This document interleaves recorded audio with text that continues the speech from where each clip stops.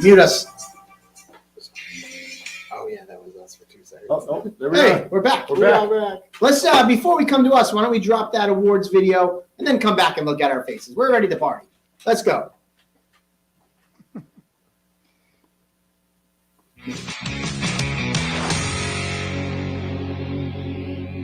It's only 10 seconds long, guys.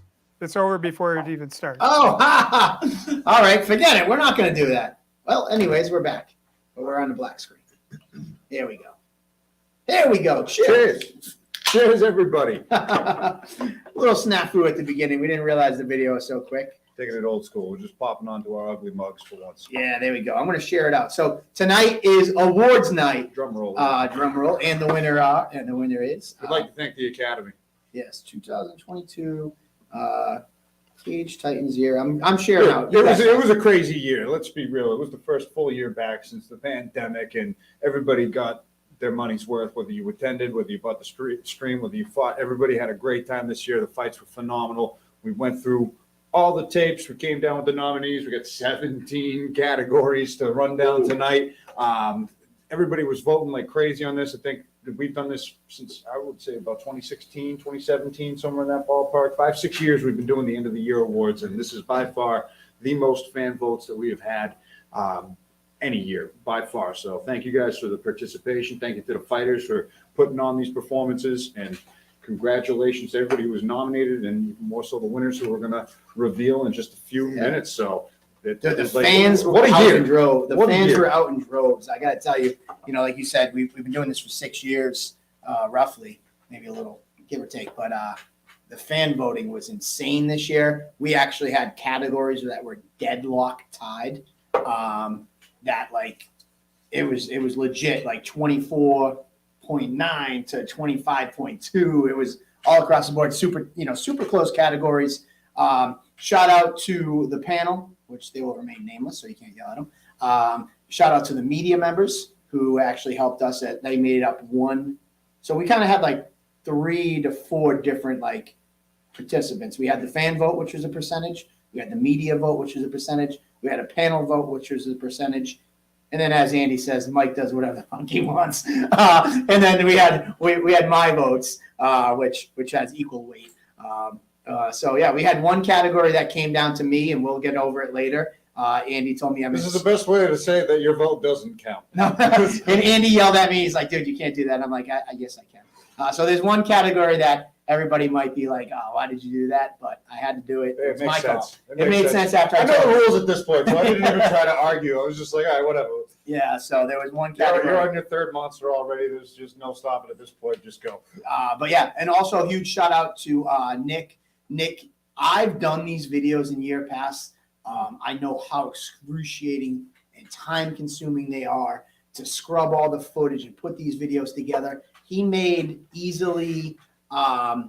There's probably, when you add up all these videos, there's probably a good, hour and a half full of content that he had to, make on these 17 videos. Never mind all the footage that he had to watch to pick out the best parts. So shout out to Nick, who was working tirelessly for the past week, putting these videos together. And like I said, I did it in years past. First year I've had help, and he really crushed it. So hats off to social media man Nick, and thank you for that.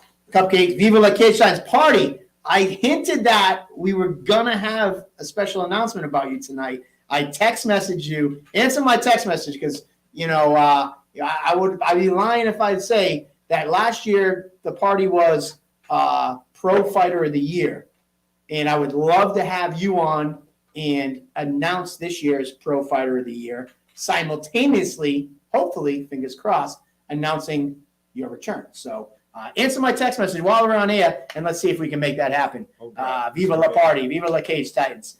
He was sending me some walkout ideas yesterday, and you know him. So just give me the thumbs up, and we'll bring in maybe, I think Pro Fighter of the Year is at 9:45 tonight. So we'll have you call back in if everything's a go. Introduce who you're fighting in March if we come to agreement, and then who taking over from the reigning Pro Fighter of the Year 2021, who this year's will be. So there you go. All right, cool. Well, we have a time slot that we're trying to work on, And we basically have spaced out every category. We've given every category 10 minutes just to give you a rundown of what's going on tonight. Every category's got a 10-minute slot.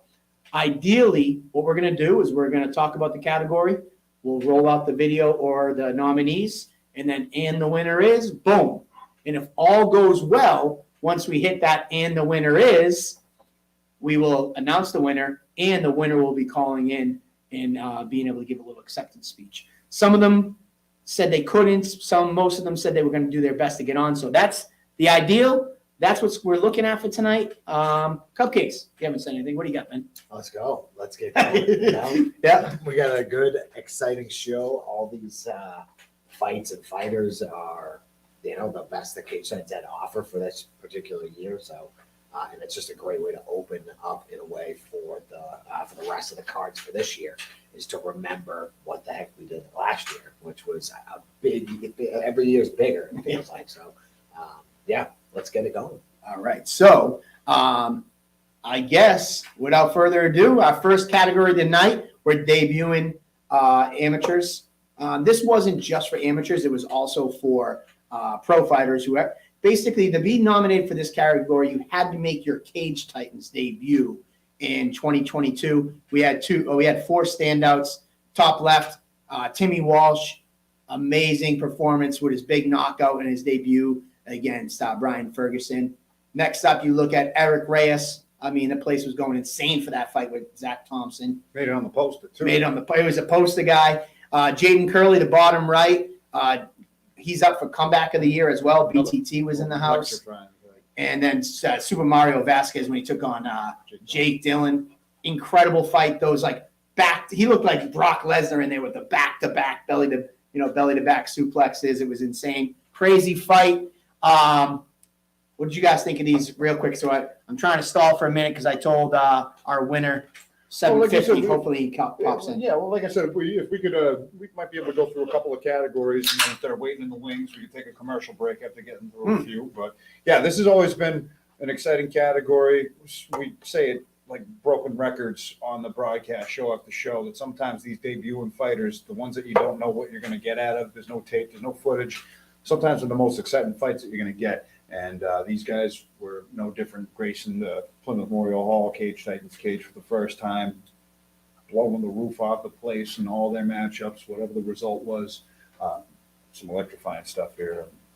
Are we revealing? Well, what do you got? It feels like with these debuters, the Cage Titans has so many fans that are like, one gym sells tickets to their group of members and whatnot, and family and so on. So we have a lot of reoccurring fans, and I feel like when the debuters get in there, these reoccurring fans are looking to get behind a new fighter, and maybe even this guy who's in the cage right now may even be one of their new favorite fighters.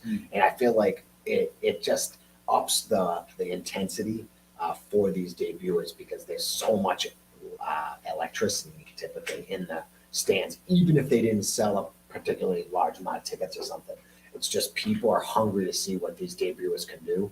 And these guys all showed up this year in a big way. So real quick before, I'm going to let you, because you fought on Cage Titans debut show. Yeah. So you're going to get to say, and hold on. But before, real quick, Cam, we are going to be posting the link. So if winners do want to call in, or people that are nominated will be able to call in as well. So it's for everybody. I kind of threw it out there. But Johnny, do the honors.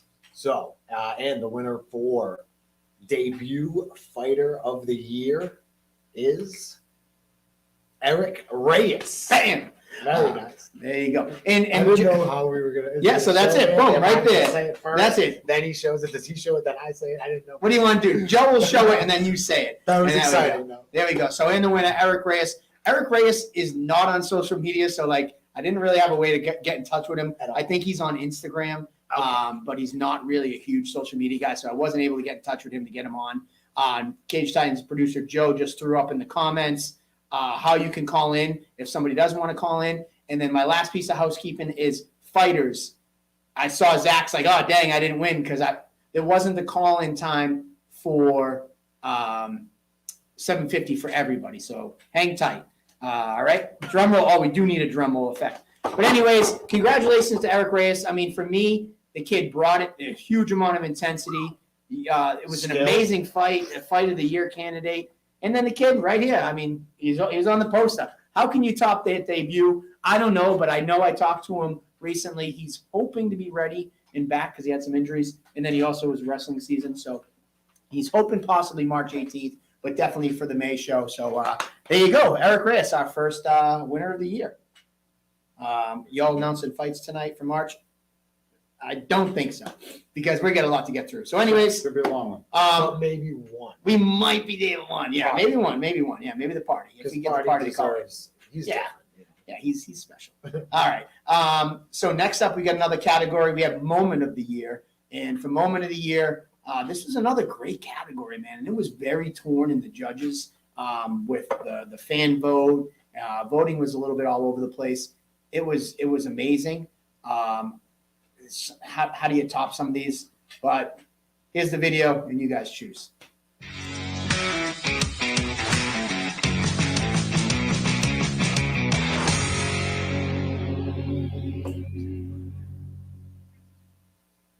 And he is the new welterweight champion.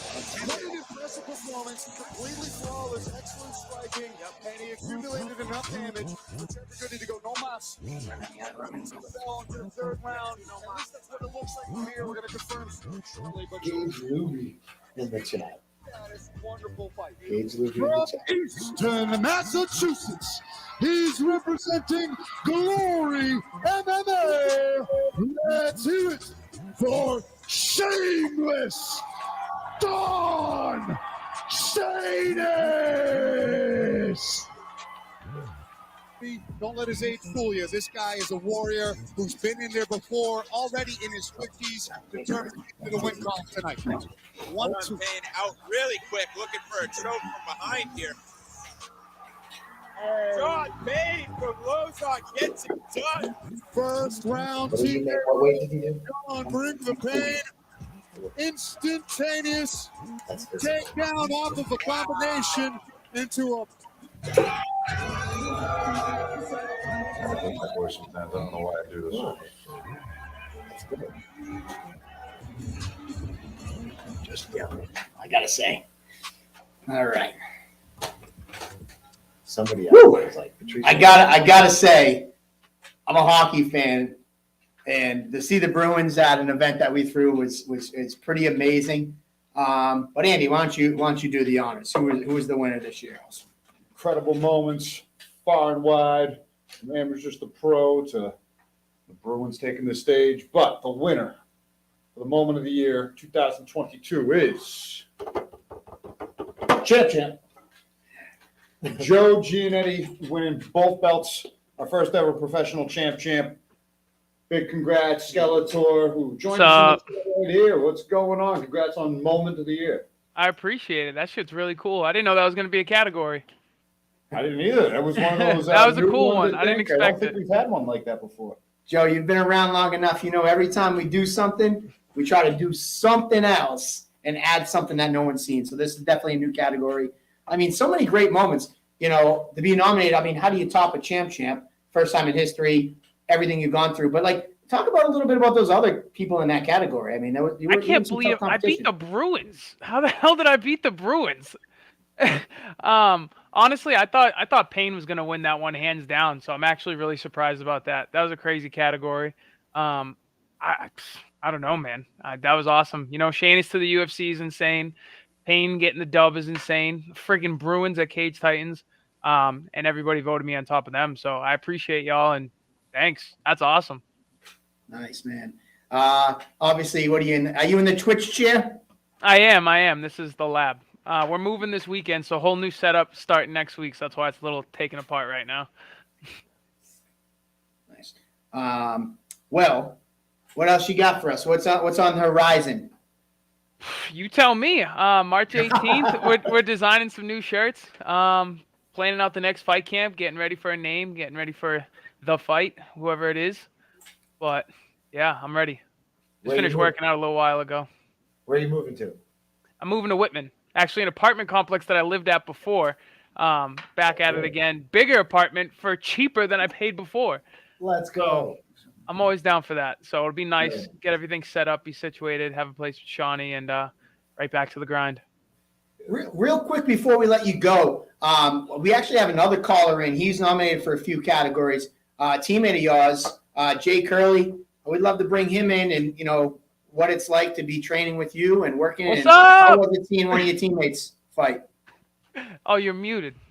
Oh, you're muted. Still muted. Curly. No, he's not muted. Somebody, can we hear him? He muted himself, I think. Somebody's muted. And he's He dumped scared us. him off. He dumped us. He's like, screw this. Well, we're trying something, but, you know, Jay Curley, he's a teammate of yours. You know, how's it to see a teammate like him make such an impressive debut? He didn't win the category, but, you know, how was it watching him and being a part of that journey for him? It was crazy, man. You know, it's always good when you get a guy like Jay. You know, he's a wrestler, so you know he's gonna bust his ass. He's gonna work hard. You know, we're still working on the listening skills. You know, a little bit of striking in his debut, but then you know he got literally knocked right back to his roots and remembered he was a wrestler and he went to work. So it's good having him in the room. What's up? Can you guys hear me now? There he is. There we go. I told you it was him. What's going on? I'm much sure. Jay Curley.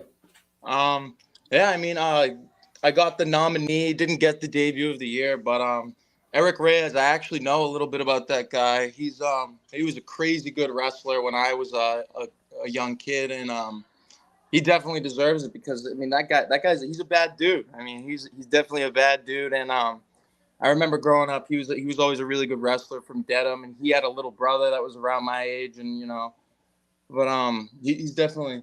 He's a good dude. I mean, and hopefully, you know, maybe next year I'll end up taking one of those awards back with me. But you know, he's definitely a deserving dude. He's a good guy. So, Jay, you're down in Rhode Island at college, right? Is it Johnson Wheels? No, Roger Williams. Roger Williams. So Yeah. Obviously you've been away for a little bit. Everybody's been asking about you. What's in the future in 2023 for you? Well, right now, I mean, I'm just wrestling right now. But 2023, I'll tell you what. I mean, I'll say it here right now. Tyler Menard, I want to scrap with the guy. Give it to me next summer. Whenever I'm back, I want to scrap with Tyler Menard. He looked like he was good on the floor, but you know, I'm a fan of the floor too. I like to be on the floor. So Let's go. we'll see about it. If Tyler Menard wants to come and you know scrap with me next summer, whenever that first Cage Titans event is next summer, I'm down to bang. So we'll see. We got a work May, out we got again. July, we got September. Holy shit, man! I wasn't expecting that. But hey, that would be an amazing I fight. like that fight. Who wouldn't like that? Fight of the year for next year. There's so many categories for that one. We'll see. I mean, like I don't know. I mean, he's a good dude too. I mean, I have respect for him, but at the same time, like I got to start taking some people out. You know that. You So know, hey, JoJo, I gotta ask you. You're known for your outgoing shit talk. Are you taking Jay under your wing, or is he just outgoing and shit talking like you? Honestly, he's diving under my wing and he's ready to take the reins. You know, I kind of saw that coming, not tonight, eventually, but you know, he knows how to let it go, and you know, he's gonna take the reins soon. You're gonna see a lot more from him. couldn't keep Well, it hey down. guys. Yeah. All right, man. I appreciate both of you guys calling in. And we look forward to seeing you guys in 2023. Congratulations. Moment of the year, double champ Joe Giannetti and Jay Curley. Amazing debut. And we look forward to seeing more of you. An amazing call out, too. Seriously, Jesus congrats Christ. on it all. That Good was, luck in the wrestling season. Yes. way to take advantage Wow. of calling in to Yeah, man. Right. make a call out on Wow. your Cage I Titans heard table he type thing. wanted that, but I did not think that Actually, he would now just that you mentioned that, I remember hearing that too. go That at it like possibly brewing. Woo! Yeah. baby. Damn, I'm getting sweaty thinking about that, man.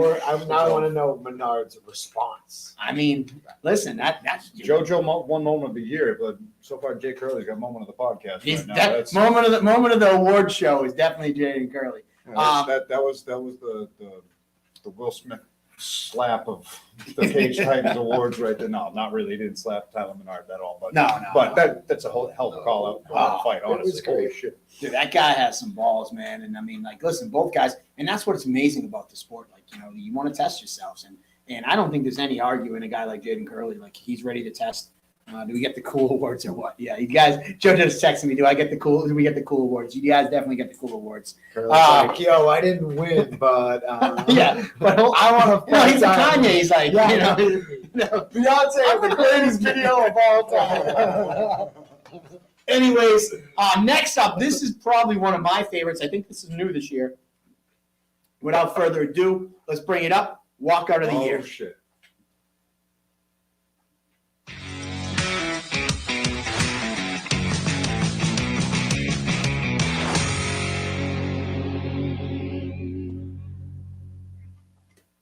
Make some noise out there. Oh, they can hear us. That's awesome. Are we gonna have our first live performance walkout? I love it. Hassan Graham. Let's go. Bringing the rapper. Was I in the booth with you guys for this? Oh, yeah, let's go. You're having a good time. I don't know. I think I was. It is when I come to fight. Hope you're ready, yo. It's gonna be early. All right, guys, as you're watching this, look to the bottom right of the screen. My name, bet you will love You guys gotta. I want to see your comments. All right, it's coming up. That's how you make it Hope you extra. ready, yo. It's gonna be early night. All right, get ready. Here we go. In the pros in the sky. And now a personal walkout. I want to kiss him. Hits the ground. She's up. She got up. No, and then she's like embarrassed. Oh, She's geez. like, I want to kiss him, and then bust ass over the barrier. the rapper was like, get out my way. Oh, man. Even now that he's champ. Let's go. I think that made the walkout. 100 will remain. Let's go. You know what time it is when I come to fight. Anyone know that woman, please? We'd love to get her on the podcast. Because I asked Hassan, I know we're kind of talking over video, but like we know he has a live, rapper. That's badass. Great walkout. We got a couple of nominees, but we asked him and he said he had no clue who he was.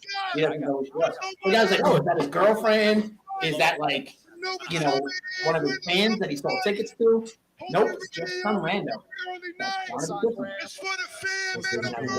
And have good balance. Oh man, that's wild. Let's go. Oh, Gabrielle was golfing. Get the party going. Did Father dance, or did she like Said she made some improvements. choreograph it beforehand? I wonder. I love it. Own the moment. That she added. That night was hers. It was her walkout to fighting Hillary Rose. Yeah. She's nominated for Silence of the Year for that as well. So she just, whatever she ate for breakfast that morning. If we pointed that out during the Instagram post, it might have changed voting. It might have. Not expect those kind of bombs and that kind of movement out of her and that kind of tenacity if you've just spoken to her. She just won't stop. Herself day by day, and she really lets loose on fight night. Truly get Oh, this is Megan Trainor. I love If I was you, I wanna be. Oh, man, but this girl make no mistake. She can. She was just, I don't know. It was like, yeah.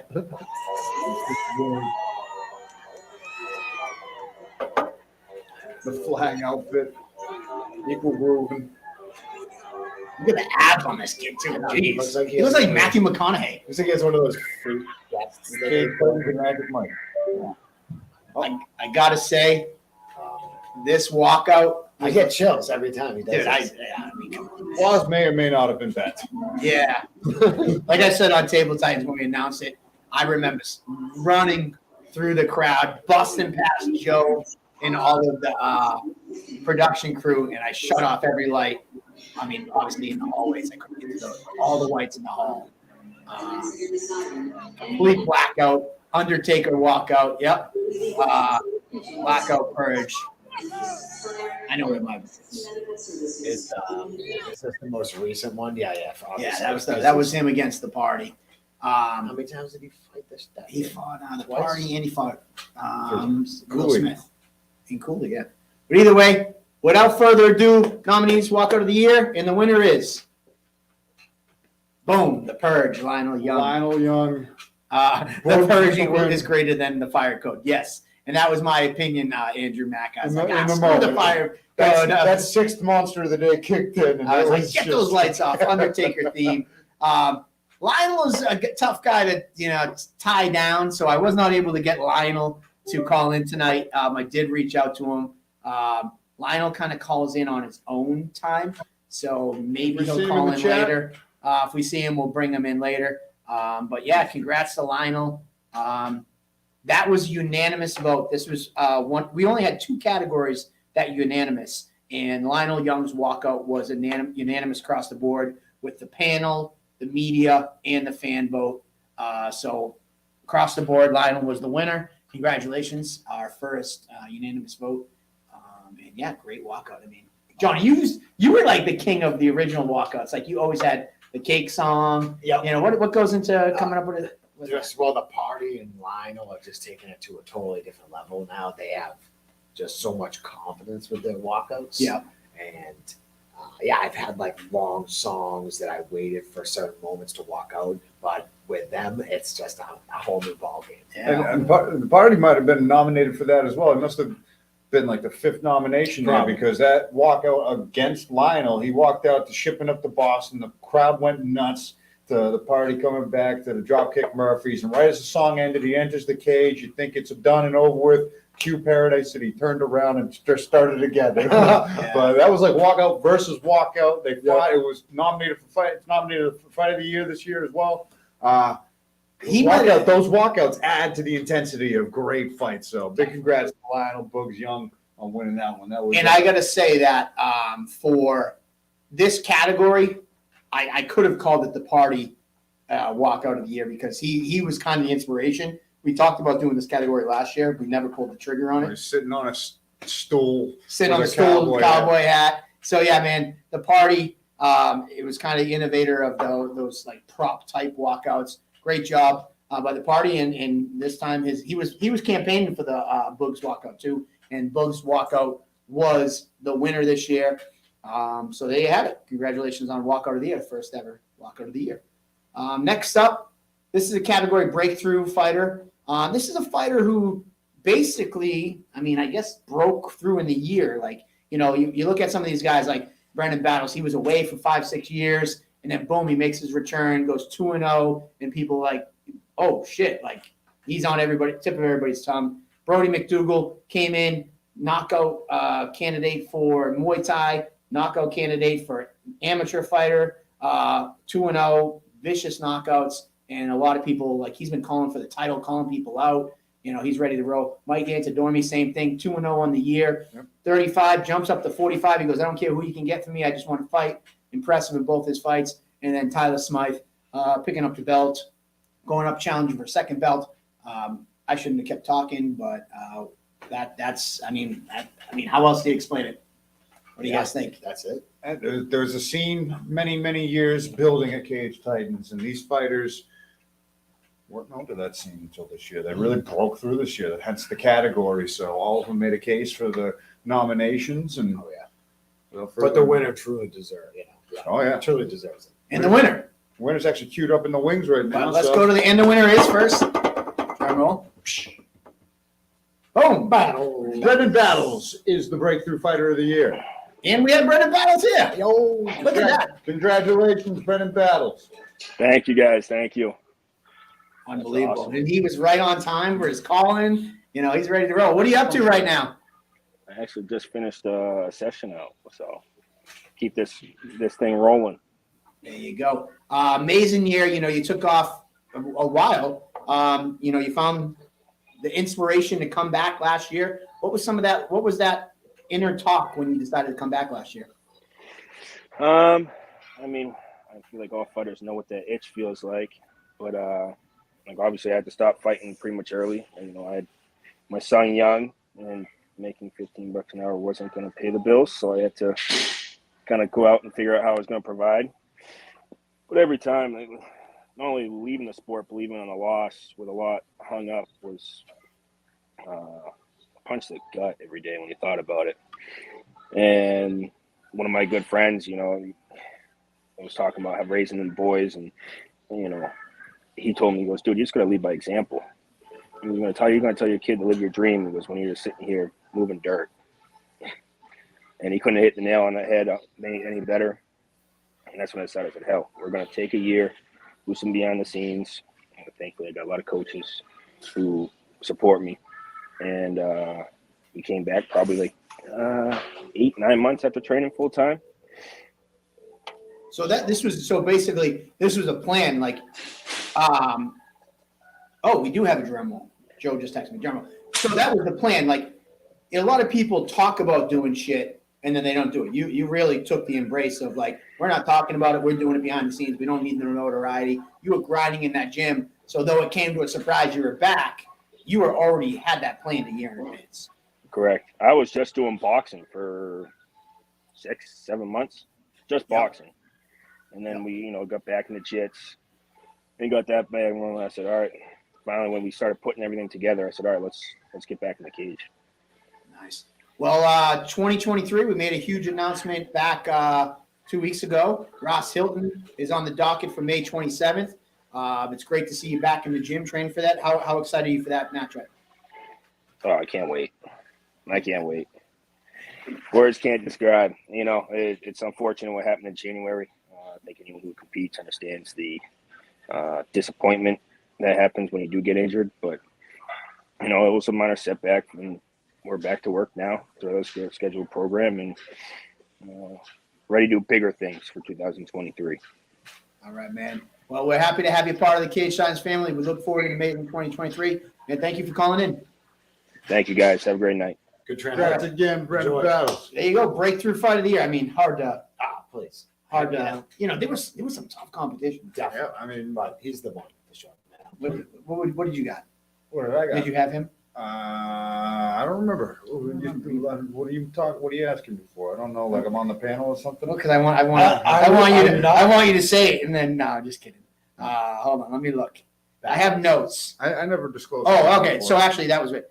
The fan vote on this was tied between Brody McDougal and Brendan Battles, and Brody almost took it. They both had 30% of the fan vote. The media and panel. Media was Battles, and the panel actually was split. So this was probably one of our tightest categories. But yeah, man, Brendan Battles, breakthrough fight of the year, and I can't wait to see this. Yeah, like you said, a bunch of these were really close in the votes, from fan votes to panel votes to the media votes. So this was one of those categories where a lot of people did break onto the scene and break through, but at the skin of his teeth, Brendan Battles. There you go. The heavyweight prospect really broke through. All right, cool. Well, I guess we have a drum roll. So Joe said we don't have to play the drum roll because he has a drum roll to play. Next category up, we have crowd silencer of the year. This one we don't have. Andy, you explain it because you did a good job earlier when we were talking about it. Oh yeah, we don't really have exact odds that we're making for the fight, so it's tough to call a fight an upset. And it's more like we have a hometown crowd here at Plymouth Memorial Hall where anybody can win. We love when out-of-state fighters come in and make a name for themselves with a big win and silence the crowd. They own the moment. The crowd goes electric for some of these fighters that are hometown favorites, and every now and then an out-of-stater overcomes the moment, shuts everyone up, or gets a rouse out of everybody else in the crowd. And sometimes those are just crazy moments to everybody involved right there. So we don't really have upset of the year. We have the crowd silencer of the year for some of these out-of-state fighters. Yeah, and I think Bring an the audience.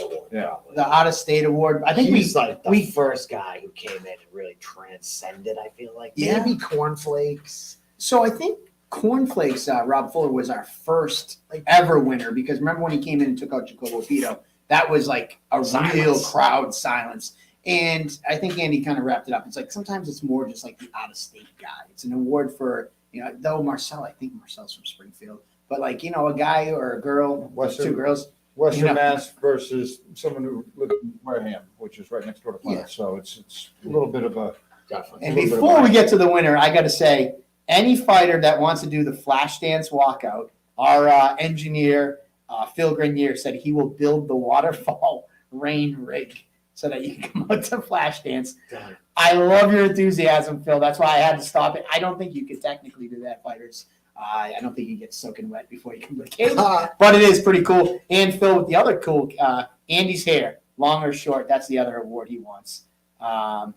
Anyways, Phil's always in the comments. But without further ado, crowd silencer of the year goes to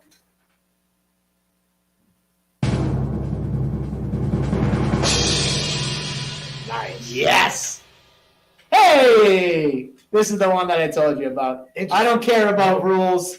I make my own rules. 2 winners. And I gave 2 winners. And Andy says I'm a little bitch and no I participation did not say trophy. those words. You said participation trophy and I all did this not say crap.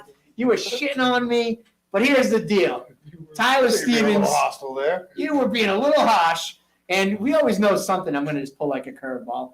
How do you argue this? Tyler Stevens, Siegfried Stevens, huge, crowd silence when he was fighting Andrew Valdina. That quick armbar that he locked in, silence of the crowd, and that took a lot of the panel votes and a lot of the votes. And then where I came in, where I went for Anna Crutchfield, and why I decided to give it to both. Number one, they're from the same team, and number two, Anna Crutchfield. Anna fought Erin Johnson in Erin Johnson's first fight for Cage Science. And the War Baby had a ton of hype and publicity behind her, sold a ton of tickets, and it just so happened to be her 21st birthday. So, this night was set up for Erin Johnson to come in, pick up a victory in front of 150 fans of hers that bought tickets from her, and crack her first beer and celebrate her first win. And little did everybody know, Anna Crutchfield had everything. So I think that knowing how that whole stage was set, that truly was that was a history book, moment that was written for Erin, but no one told Anna. And I think that's why, for me, knowing all that backstory, you can't give it to anybody else. And I decided to give it to both of them, and they're both teammates. So it's they can share. Can't give it to anybody else. So for this one, he gave it to somebody else as well. So. I mean, listen, just pick a winner. I know. Come on. That's for both of them. Now, can somebody back me up when you hear the story about the background to Anna's fight? Yeah, everybody in every category is going to. Why did you pick 2 winners for my category? All right. Listen. Sometimes I got to do stuff that I, just kind of, I feel the moment, and feel the moment, feel the monster, and make a decision. Yeah, so, and I mean, in the crowd silencer category, this was the second time that SBG came up, and I'm pretty sure they swept the first card all 3 of them fought on, right? Anna, Arthur, well, both of them. They had 2 people fight, and they both won. Yeah. And then we had another opportunity where Fusion came up, and all 3 of them went. But I guess what I'm trying to say is that there was a couple, there was at least 2 shows where we had the away team, the out of state, or the crowd silencer crew that comes in, and they went undefeated. So I don't know what he's saying. Yes, Johnny too, but that was another one. So there you go. Both were incredible fights too. Incredible fights. I mean, I can't argue with either one of them. You could make a case for all 4 of those fights winning crowd silencer. So this was a really, really tight category. And like I said, it wasn't arguing whichever one won it, just pick one out of the 2 winners. But congratulations to both of the winners. I will say this, and the reason why, with the other part, the last piece that I'll tell you, because we have our next caller on, but the last piece that I'll tell you is this. Gabby won the fan vote. The media vote was Marcel Romero, and the panel was Siegfried. And then my vote was Anna. So I was like, every piece of it. Nobody's vote matters. Because if you guys, whatever. Anyways, congratulations to both fighters. I think if there was an opportunity to give both fighters the fact that they shared the team, all that stuff, I think that deserves it. So if you don't like it, you can yell at me. Anyways, there you have it. Our next category, can we grab it on the screen? Here we go. Come back. And do we have a video on this, Joe? Just give me a thumbs or down, up or down. Because I can't see the screen. No video. All right. I'm going to scroll so we can see on our screen. You guys talk about comeback real quick. Yeah, close that subscription. Yeah. Comeback of the year. We all have been in there. Sometimes it doesn't go your way for the start. You got to overcome some adversity. You hit Schitt's Creek, and you got to really hunker down, dig deep, and find it in your heart, soul, and grit to come back and win the fight. And we had a few moments here. We lost the nominees. They were just up there. Yeah, they were right. Comeback of the year. Right there. So, yeah. Our 4 nominees this year. We got Zach Nastasia versus Tony Rivera. Zach Nastasia got dropped with a vicious liver kick in the first round, was able to come back and score another knockdown with a head kick, and then later in the fight, get the rubber match with the knockdowns and get the ultimate finish over Tony Rivera with the head kick, and then we scoop on over there. We got Don Shanis versus Bryce Picot. Bryce Picot hit Don Shanis with some shots that had him on the Great baby hands. gazelle legs, had him wobbled and hurt and in all sorts of trouble. But Don Shanis, we know he's made of absolute iron. And Bryce Dakota, very seasoned striker. He dug deep, was able to clinch up, cover up, recover masterfully, get the top position, get mount. Once he was able to get that top ground and pound going, he was able to completely change the fortune of the round and get the first round finish in his own favor. You went over all 4? No, we did not go all over all 4. We're going Curly down. Is that Curly down? Yep, bottom Curly, left? yep. Yeah, Jake Curley got cracked. And I think JoJo said that. He goes, he thought he was a striker, and he went right back to his roots really quick with the Raphael wrestling. cracked him with some Great hands there. Oh, Really had him hurt like in his Nick first Diaz debut. type hands. And then Curly had to really dig into his wrestling background and get I think it finished in the second round, if I'm not mistaken. That was the end of the fight. But anyways, just electrifying atmosphere through that fight. It was just a bar burner through and through. And then Ashley Barrett versus Megan Roscoe was a title fight for the ages, where Ashley Smashy Barrett came out in the first 2 rounds and was landing barrage at the barrage, where Roscoe was really looking. She wasn't getting out of those first couple of rounds there, and then dug deep, was able to keep the distance, start getting the edge on the scorecard with the kicks and the strikes, and ended up winning a unanimous decision at the end of it and winning the first ever females Muay Thai championship. So this was the category, and the winner is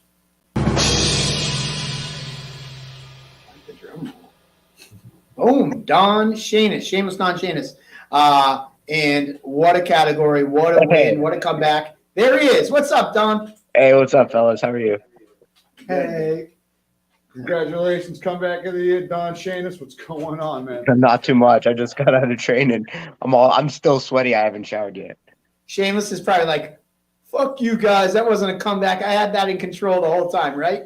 No, I got blasted. I was thinking you were gonna be like, I was when we put this category together, I was like, I can hear Shameless now. All part of the plan. You know, fuck you guys. I wasn't hurt. I was fine. No, it is what it is. It's I got blasted. Came through, fucking had to bite down a little bit, but everything was fine. Nice. So an amazing moment. I mean, you were up for moment of the year. You know, great 2023. You captured FAC's title. Yeah. Lightweight. You finally got your hands on that cage size title, and you finally got the call to the UFC. You know, what was that moment like for you? You know, to face some adversity in that Bryce Pachode fight, and then get that belt, and then only a few months later get that call to the UFC. Shit. He fucking blasted me. I didn't know where the fuck I was. Kid show, my bad. Anyways, I ended up grabbing a single, taking him down, and then finishing him. He had nothing for me on the ground. I mean, it was awesome. I've been chasing that cage signs belt for a while, and I was super excited to finally get it. And what's cooler than getting called up to the UFC? Yeah, man. I mean, I say it all the time. Like we seem like we were saying it a lot your last few fights for cage sides. Like, we love you here. This is the Memorial Hall. This is Shameless's house, but we're sick of seeing you there. We finally get to see you in the UFC. You had that super quick notice fight against Sadiq. You're fighting coming up in Australia in Perth. How's training and everything going there? Oh, I'm so excited. You know, I leave in just over a week. I leave at February 1st, and I'm going to spend the whole month in Australia. But I obviously got some business to take care of. So, yeah, February 11th here, February 12th there. I'll be fighting Jack Jenkins in Perth, Australia for UFC 284. Nice. Hell of a last moment to leave Cage Titans on, overcoming adversity and really digging deep and showing that trademark toughness and heart that you have. And can't wait for you to display it on the other side of the world in just a few weeks, my friend. I'm excited for this one, especially because this kid's coming off the Contender Series. I got to see him fight, and I've had a full camp. My weight's in check. I'm just super excited just to stay healthy and to kick some ass. The prom cake said he's in Brisbane. How close is that to where you're staying? I couldn't tell you, bro. Perth's on the west coast of Australia. Brisbane's on the east coast. It's like, where are you training at? Me? Where are you going to be training at when you're out there? I'm going to figure that out when I get there. So the game plan right now is February 1st. I leave. I get to Perth on the 3rd because you cross the international time zone border, and then obviously I'm going to fight the 11th or weigh in the 10th, fight the 11th, get my hand raised, and then I'm going to Sydney a couple days later and spending the rest of the month in Sydney. Oh, Sydney's okay. Yeah. Sweet, dude. Have fun, but kick ass, obviously. Well, Get kick ass, then have fun, right? Yeah, exactly. Well, you could be having fun while you're kicking ass. What's Well, wrong you with that? certainly you will. Yeah. So you're All back the home above. here as well before you head out. Living up here in Massachusetts. You've been training a little everywhere. I've seen you a little bit everywhere. Bro, like I've been at Elite, which is in Stoughton. I've been at Citadel, which is in Boston. I've been at Lozon's in Raynham. I just left BTT tonight. I'm going up to Devin Powell's gym this week in New Hampshire. Where else have I been? I've been at Lobos. Yep, I've been at Lobos. So I've been everywhere so far for this camp. It's a pain in the ass getting around, but I'm getting my work. Nice. Awesome, man. He said, "I'll run to Sydney. Mark my words." From Done. The prom. Done. There you go. The kids. Wait, that fucking kid's in Australia right now. Yeah, the prom That's- king. Yeah, we better link up in Australia. Yeah, I think he's out. Was he out there? School or something? You never know. I forget what he's out there for some. I talked to him earlier today, and yeah, I thought he's out there for school, but or he could be just doing like a little abroad thing. I'm not really sure. Yeah, fucking tell him to hit me up when I get there, and we'll link up for sure. Yeah, for sure. He's he'll definitely. He's only on Instagram. I know that. So you Cool. gotta- DM me. DM me. DM me. Yep, he goes, "I'll let you." Oh, he said he'll let you know later. He'll tell Okay, the cool, story. cool. All right. Awesome, man. There you go. So, well, hey, Don, man, it's always a pleasure. I'm sure we'll see you around as always. You're never too far from Cage Sides, and we appreciate See you the Saturday? support. Saturday, yes. I plan on going, Andy. I don't know if I can, but I plan on going. All right, man. You should bring Thanks, some of your gear, man. Try to get some last minute sales. Well, hey, if you want to set up a merge table and hustle out a bit, by all We know means. you love a hustle, Don. Yeah, I know. We'll see. He's like, Hey, but I appreciate your support, though. Anyways, regardless whether you show up or not, so I will wish you best luck if I don't see you on Saturday. So best of luck in Australia. Get work Thank you so done, much, brother. guys. Can't wait, Thank you. dude. Let's go, bro. Congrats again, man. Have a good one. All right, there we go. So the plug that we were talking about is this Saturday night here at Coops Bar and Grill. Andy Kurzonkowski's hosting his third ever Coops Comedy show, yeah. headlined by Mr. Kuze, he's a beast. He's awesome. Well known. Yeah, I get you to chuckle every now and then on this show. And Yeah, every now and then on stage, but Kuze's gotten you to piss monster a couple of times. No, That's saying something. There's listen, levels to it. If I'm like a blue belt in comedy, Kuze is a black belt. Yeah, and he's top definitely notch, great. and I put together a hell of a lineup. I'm this like weekend. It's crazy. So this weekend's going to be a good time. So thanks to everybody who's already bought tickets, and still a few left. So And I'll give you the plug. Yeah, Andy's there for all your fights, watches them all, just like you love your support from your friends that come see your fights. This guy, there's no one that watches more film than him. Come out and support him and check us out this Saturday night here at Coops. I think the capacity is 50 people, so I think we're fit 3/4. Yeah, man. So get your tickets and come on. It's on Eventbrite. It's $20, a good night. Have some drinks, have some food. It's gonna be fun. So there you go. it's our commercial break. There was a commercial break for Andy's comedy night this Saturday. And Cupcase is going to be there after your grappling match. Yeah. All right, cool. All right, we're cool. Maybe Andy can you can fight somebody for a quick little 3-minute slot. Yeah, fight one of the comedians. Maybe. Do it all loose. Yeah. Yeah. Post- Not many people know how to fight. They're not fighters. We'll go. All right. Well, let's keep the ball rolling, and we're going to go to our next category. This is a category we've had grappling. We've been doing a lot of that. This was a fun category. It was super tough. You got the Delahaye armbar. Is this a video one? Because I scrolled too high. Yes or no? No video. Okay. Some of them we did videos. If they were short, I think I told you guys at the beginning of the show. But grappling, this was a tough category. The quintet. I mean, BTT Tong versus Triforce was insane. Can't wait to do that again. That I was hope that is one of something the in the most works. exciting things I've seen. I remember being on stage in that photo, and I was just like, "Wow, that's fucking badass." I got to say, Still the hurts. armbar. I love my boy Johnny, and I was like, "Dude, I'm sorry, I had to put it up there." That was a beautiful armbar. Yep. We talked about that last week, and then the kids grappling. I mean, I've never heard So when you have a fight at Memorial Hall, usually you have like half the fans cheering because they actually know somebody fighting. And the other ones are just waiting. And for a bunch the of friends. people are sitting there, never seen anybody get punched in the face this close before in their lives. So they're a little nervous. But when the kids come out, that place is bananas. Micah and Luca came out at a Max Training Center. That place went absolutely insane. It was probably the loudest pop for an intro of the show that we've ever done. So that really stole the moment there. But it was something that we've introduced this year. And shout out to Mike Bonner, who was the first one that came to me with it. He was the one that asked me with these little guys, and then it just kind of opened the door. Lakeville MMA did it. BTT Taunton did it. Lakeville's actually doing it before the March show. Yeah, man, good times. But without further ado, and the winner is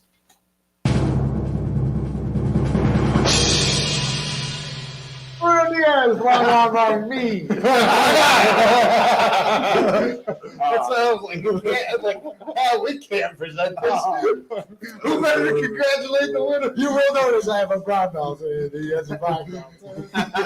Well, that was crazy, though. I mean, listen, you can't do Foot sweep, even in the moment. 2 armbar, Yeah. flying triangle armbar. Yeah. I was actually thinking in my head, I'm like, I'm actually doing okay right now. And then the next thing I know, I'm like somersaulting and my arms backwards. Yeah. I gotta say, I commentated that, and even immediately afterwards, because you're a brown belt going against a black belt, so you knew the hurdle that you were climbing, and then when he hit that, he got you. You tried to roll it out of it. You tapped. You immediately. You were just like, yeah. It was just like It was like, yeah, how do you beat that? That was just a flawless execution of a flying armbar. He has a great flying armbar, and still very little chance for me there. Yeah, so we put this fight together, and I remember asking you, and you were just like, oh, you know what, fuck it. Like, I fought him. We already fought. Like, I just got my brown belt. I won. What better the way to test him? Yeah, you said that. You were like, what better way to test myself against one of the best and in your weight and things like that. And it was a cool experience. It was so fun. Yeah. That was a good one. And he's a great guy. Yeah. He came out with his kid in the SpongeBob outfit and all that stuff. Exactly. Just a good professor. Everybody at his gym really respects him and loves him. And he always has great fans that are there. Yeah. Very lively crowd. So, yeah, he's well deserved. All right. So, no animosity there. Zero. No. He's great. Because you've even talked to me before, because when again, we're dropping bombs on the show, but we've talked personally, and you're like, hey, man, I respect that guy so much. Even if he asked for a rematch, you were like, dude, I would entertain it even if I won. Absolutely. Do you want a decision? And that was the type of, I got the finish, Yeah. And I remember we were talking about it. Fight 2, right? Second or third? Second, yep. Yeah, but you were just not like he's by all means not trying to say he's calling anybody out, but he was, Johnny was just like, listen, dude, I respect the hell out of him. Even if he wanted to rematch, he's mentioned it, so I know, it's just like schedule wise who he's had some, he fought the party recently. Yeah. So we're both out here fighting the best. So I feel like if we were to run into each other again, it would not be surprising. Yeah. And neither one of us are going to turn that down. No. So, man, Bruno, actually, I did talk to Bruno earlier today. He was going to try to get on, but he said, when's the next 2 dates? He mentioned potentially May, but he said he might actually be ready for March. So we might see the return of Bruno Diaz. There was some talks because he hit some injury bugs about retirement, but he's got the itch, and he wants to give it another couple of fights. So, and I will be remiss if I don't mention the kids grappling match scored super high. It definitely had it was doing well with the votes. But Bruno of the Jacare crew, they took the fan votes. Yeah, they took the fan votes. They had the panel vote. The kids grappling had the media vote. But Jacare Bruno Diaz, beautiful armbar. Speaking of submissions. I guess this is a great time to go to anniversary. I'm reading a comment at the same time. But next up, we got AM submission of the year, and we got the video for this. No, oh, my bad. I didn't blow it. I just talked, but it was a lingering beer. Your monsters have had 3 days.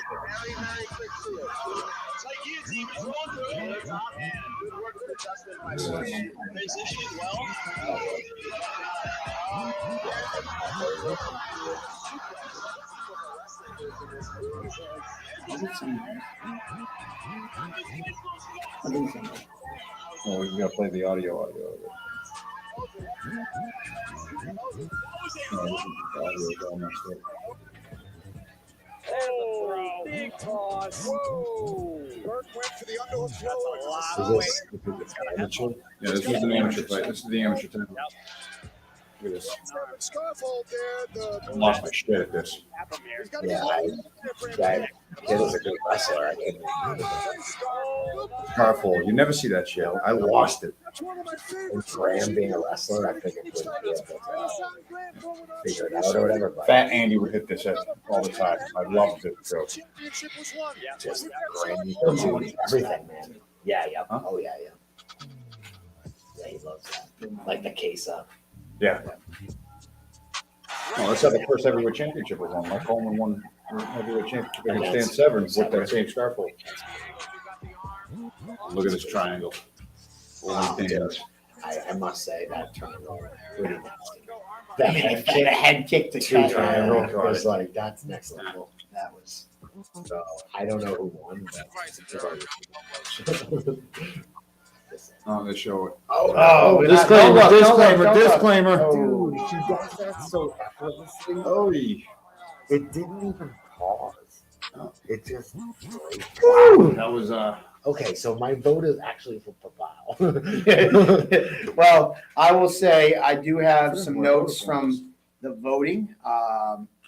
this one was probably one of But the this tightest was categories. this was a very tight category. But drum roll, please. No, they. Our jiu-jitsu is real. I was like,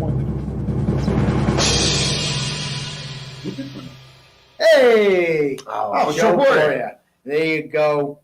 Congratulations to Joe Poirier. Dan Walsh almost stole it. I will say this. Dan Walsh's fans, only Dan's, they come out in droves. Dan Walsh had 44% of the fan votes. But the media and the panel went with Joe Poirier, so that weighs a little bit heavier. People ask me all the time. They're like, well, how come they're not all equal? We love the fan vote, but we all know if you have a huge following, it's very easy to sway it. Could be a popularity contest to the max at that point. Yeah. So we do take it into consideration. We go. It's part of it. Yeah. But Poirier swept the rest of the panel and the media and all those. But Walsh's fans are insane. I bet they're waiting for Dan Walsh's return. I know we are. They only needed a few more percentage points to have stolen it. They could have stolen. If they got more, I would have been like, oh shit, it's hard to deny it. But yeah, either way, congratulations, Joe Poirier. I mean, they had my vote because I'm a guillotine lover. I'll be quite honest. It was a crazy one. Had to be snatching necks and cashing checks. Pavao hard. That was nasty. You man. hadn't seen anything like that before, and Yeah, that was. Who did Just- Poirier guillotine there? That was Tony Rivera. Tony Rivera's in the Tony comments. Rivera. He's going to be back in March. Yeah. He really should get some kind of credit because if he wasn't as tough as he is, then that wouldn't even have been as spectacular. Yeah. It's funny you say that So because crazy. as I was watching it and I So was crazy. thinking Because my he vote, puts his feet, walks up the cage Yeah. and it flips. And you're so right because like in and itself, if that's just a standing guillotine that he finishes him, it's like cool guillotine, whatever. We've seen that before. It wasn't, but it wasn't just Tony Rivera back walking up the cage. then Poirier stays on it. Poirier could have let go of it. No. He didn't. So he kicked off the cage and like forced himself. Yeah, It was insanity. It was crazy. And they both had equal part in that. Like, because Poirier, the know-how that he had the neck and hold on through that entire Sequence. man. Both guys. Congratulations to Joe Poirier, and shout out to Joe Poirier who will be making his pro debut on Saturday, March 18th. Cage Titans 58. Again, 125. Obviously, this award show has taken up a ton of my time over the past week. Probably tomorrow we'll have a bunch of fights to start announcing, and next week we'll pretty much have the card ready for you. So yeah, man. And if you've been in my DMs, I've seen them. Let me get through tonight's show. Tomorrow, bombard me, hit me with the question mark or the ... to get you back to the top of the inbox, and I'll get back to everybody. There you go. Congratulations, Joe Poirier. And sticking with submissions, we got Pro Sub of the Year, another tough category. But here you go. Check out the video.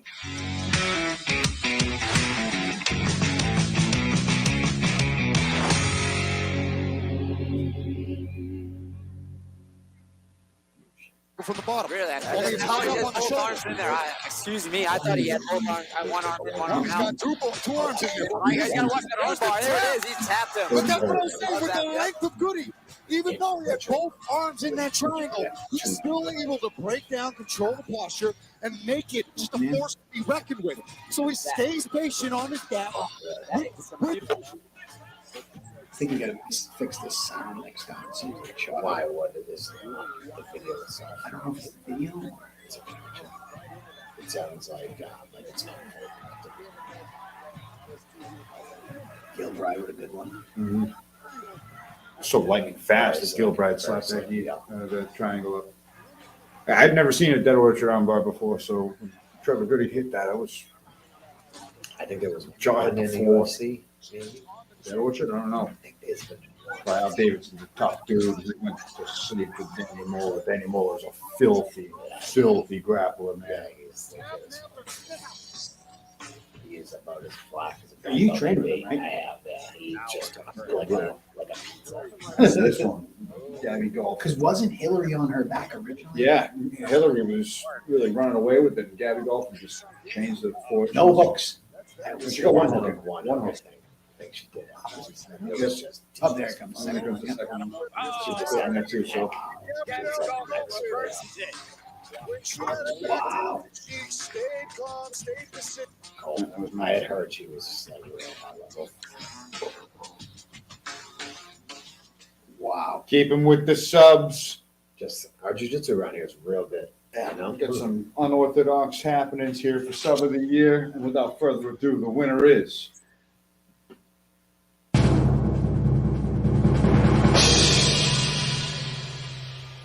Trevor Goody with the Dead Orchard armbar. That I've never seen one of those ever executed in my life. While it was happening, I was very confused. After the armbar was completed, I was fairly certain I had seen. I'd known what I had seen, and then upon announcing it, it was Trevor Goody that told me it was a Dead Orchard armbar. Had to look it up afterwards.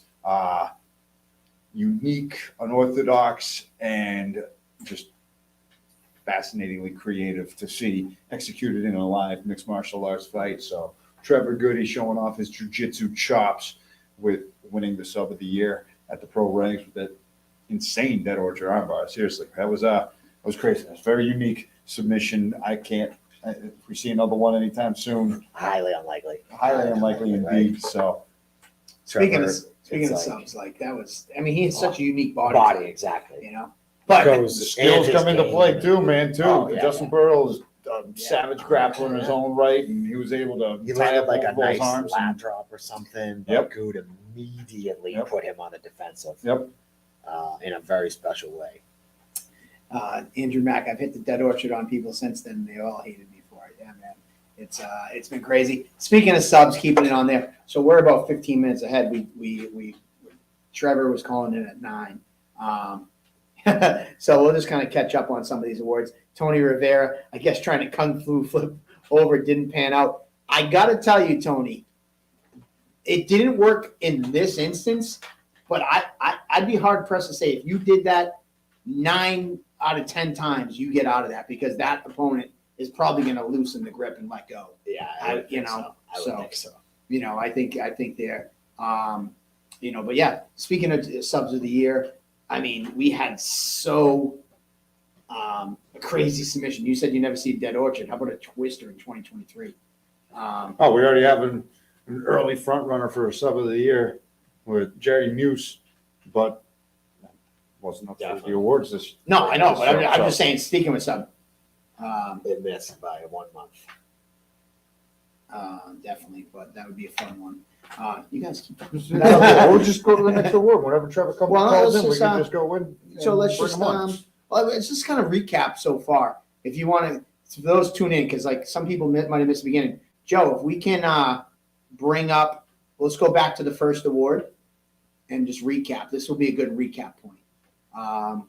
Our first award of the night, for those who are just tuning in, because our viewership has gone up tremendously. Our first award of the night was debut, and that went to Eric Reyes. So for those who might have missed. Then next up, We had moment of the year, tight category. The champ, Joe Giannetti, for those tuning in who might have missed it. Then we went to walkout. This is a fun category. And Lionel Young, the Purge, Because unanimous. if the law gets broken for your walkout, it might win. Yeah, there you go. All right, let's go back. Actually, go back to the other view. I don't like this one. Yeah, there you go. Right. Breakthrough of the year, the big man, Brendan Battles. Picked up the victory there. Crowd silence, like we call out-of-towner kind of award. I called an audible, and I gave it to 2 people. Same gym. Same gym, definitely. The comeback of the year. We just had Don Shanis on talking about his fight up in the UFC. Got into the UFC off of that fight. Bryce McCode gave him one hell of a matchup, but Shanis overcome. Coming from Paris? Yeah, Where was France, our first. Leon, France. Yeah, the first time. By the way, I Cameroon. Yeah, wow. Don Shanis, Hope he and comes back. grapplers. Got the grappling event of the year. I mean, then there's Joe Poirier is watching. You were supposed to call in, Joe Poirier. Look up and call in. Jacare with the flying armbar over at Johnny. You had a better look at you, though. I like the army. Amateur submission, Joe Poirier. Speaking of which, You're on the chat, but I need you to call in. And Phil Grenier, I got to give Phil Grenier is awarding the best lights of 2023. Yes, best lights. The lights were such an added addition in 2023. That was probably upgrade of the year for Cage Signs. Trevor Goody with the Dead Orchard. And, there we go. We're already to the next category. So there was our intermission, and our next category is going to be Muay Thai KO of the year. And got a video for it? we look at there. Looks like we did. Here we go.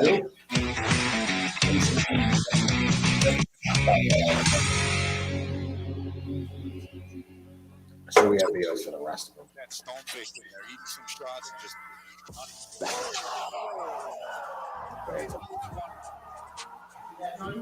Yep. Yeah, that is cool.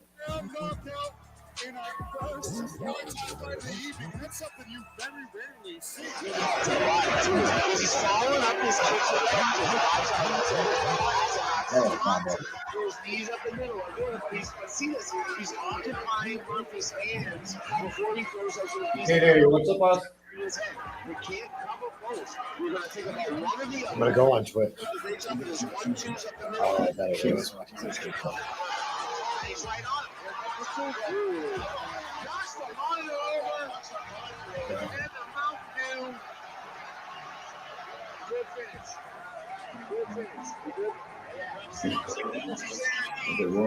Bruno's in the chat room. Who's this calling too? I think everybody must just go on the chat. Maybe they didn't understand it. Click the link and call in. You gave them a link? Yeah. Yeah. So they misunderstood.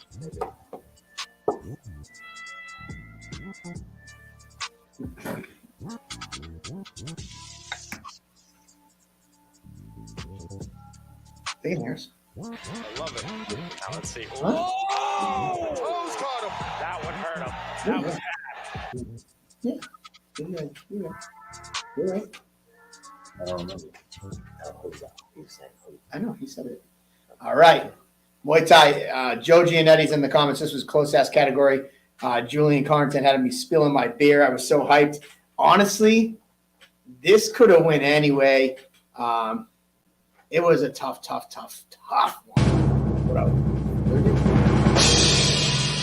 The winner. Will Doolin. Will the Drill Doolin getting the KO of the year in the Muay Thai ranks in 2022. I think this is the first year that we have allowed the implementation of elbows to Muay Thai. Yep. So I think that's what kind of James makes Thomas, that, yeah. James Thomas into onto the canvas. That was a ferocious fight. Both guys just in there, just cracking each other left, right, and center until Thomas went down from that final elbow, and that was enough for the ref to call it. But yeah, for the longest time, the elbows weren't allowed in the amateur competition. So And now that they are, Will the Drill Doolin. What's up, guys? Work, and there he is. The winner So of the real KO of the quick, Will Doolin, wins Muay Thai KO of the year. First ever elbow KO in history of Cage Titans. So you got that going for you. He had 40% of the vote for the fans. A lot of people, it was split. Jiggy, Julian Carnington had the panel, but you swept on the fan vote, you swept on the media vote, and you really crushed it. Your fans came out in droves, so congratulations. Muay Thai KO of the year. How's it going, my man? Thank you very much. It's going good, man. I just want to thank all the fans, my teammates, coaches, everyone who came out, and just the whole Cage Titans community. It's really it's an awesome year. It was an awesome moment, and I'm really happy to receive this award. Yeah, man. You had some beasts that you were up against in this category. What do you For think sure. about some of those other guys? That right hand by Jiggy, that head kick, and I honestly wasn't expecting to win this, but I'm definitely grateful for it, and lots of good knockouts. So yeah, it was definitely awesome.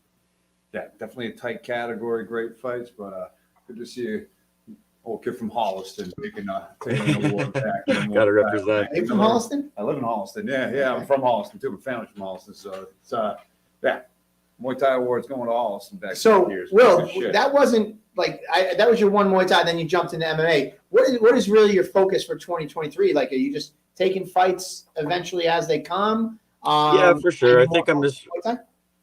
For sure, yeah. I think I'm just kind of training for a little bit right now, just getting better, focusing on some life stuff, work stuff, whatever. But I definitely just want to improve a little bit, and then I'm definitely looking to get back in there probably in the summer, either kickboxing or MMA. We'll see. But I definitely just want to train a little bit, improve, and I definitely want to get back in there. Nice. Well, man, what do you got? Anything for him, Johnny? No, yeah, I was just going to ask what's next. How's training going right now? What are you focusing on, basically? Yeah, you just training all martial arts equally, or are you focusing more so on one thing than the other? Pretty much everything equal, just trying to kind of advance in everything, Yep, absolutely. Any competitions coming up in the near future? Grappling. There's the IKF kickboxing tournament in March. I got some teammates doing that. I'm like 90% on that, not 100% sure, but I'm thinking about doing that. And but regardless, I have a couple of teammates competing in that, so that's always a real fun time. I did that last year. That was my first fight. But other than that, we'll just see what comes. Obviously we got a couple of cards in the summer for Cage Titans, and there's always grappling events whenever. So yeah, nice, beautiful. Well, we're excited to have you back again whenever that will be. And congratulations on is this the first year we've done Muay Thai KO?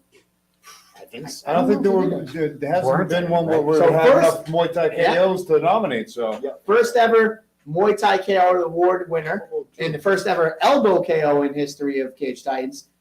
In a super tight category. Julian Carnington's in the comments. He said, congrats, Will. Man, awesome job, guys. And thank you so much, Will. We look forward to seeing you soon. All right. Thank you, guys. Have a great rest of the show. All right, have a good one. Congrats. Dude, that was a category and a half, man. Yeah, no I kidding. mean, there was so many. You couldn't go wrong with any of those guys, winning. We're going to rewind for a second. We went over the submission of the year. For the amateur ranks, and Joe Poria missed his time slot, but he hit me up and he said, I still want to call in. So without further ado, the amateur submission of the year winner, the world's biggest flyweight, as his nickname is, Joe Poria. What's up, guys? What's going on, Joe Poria? Congratulations on Sub of the Year. Hell of a guillotine, man. Thank you. So you're leaving the amateur ranks behind, going pro, but let's go back to that amateur fight. Guillotine, I'm assuming, is your go-to bread and butter. It's one of the ones I find a lot, for sure. One of the submissions I find a lot. Nice. What was going through your head? Because, again, a lot of people probably would have bailed on it when he starts walking up the cage. I mean, you can't really train for that. I'm sure no one in training has done that. What was going through your head then? I mean, I felt him kind of rising up the back, and I just went with it, I didn't try to like force him back down or anything. I kind of just rode with the momentum, and it worked out and ended up being a pretty cool finish. But yeah, I just went with the flow in there, you know what I mean? God, I love Be water, baby. Well, Joe, man, it was an amazing submission. You had a great amateur career.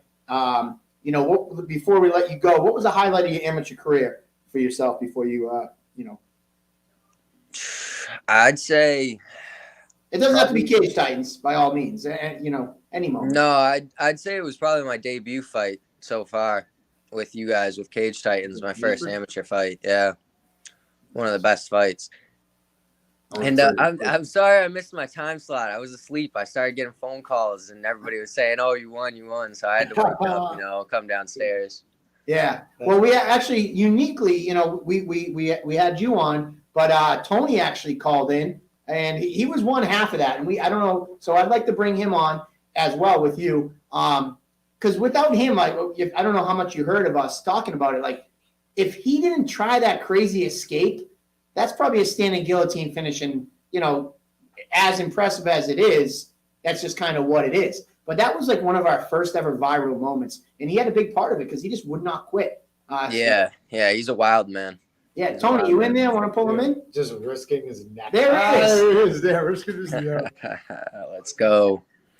Come on, Tony Rivera. We just have his face. We don't have no sounds. Tony, yeah, he's muted. Well, let's all wave to Tony. We love you, Tony. Let's go. If you figure out a way to call back in without muted, feel free to do it. This is a sport's great. You guys are both there. You guys both shared a beautiful moment in the cage. Man, it was a great fight. I know you're looking to go pro in March 18th, which. Yeah, if you want to see more crazy finishes, March 18th. We're working. I got him the phone. He's been in my DMs non-damn stop. It's still 8 weeks away. I don't care. I probably might get back to him now. We do have Tony's opponent for March 18th. He's fighting Carlos Vespasiano. They were supposed to fight in the last card. Carlos had to pull out with an injury, and both guys said, "I'll wait for you if you wait for me." They're going to throw down in March. Yeah, man. So there you go, Tony. I'm sorry we couldn't hear from you. But thank you. We look forward to seeing you on March 18th, Tony. So we're just going to wave to you because you can't hear us, or you can hear us but not see us. Joe Poirier, look forward to seeing you both in March. Thank you so much, guys. Take it easy, guys. Congrats, Joe. All right. So we should probably do a test with these guys to make sure we can hear them before we pull them in. But either way, it makes for interesting TV. A wave is a wave. A wave is a wave. We had them waving. It is a thought. Now the people are starting to call in. We got our Emmy KO of the year up next. So this was let's go. This was another razor thin category here. We got the clips of this one, right? Yes.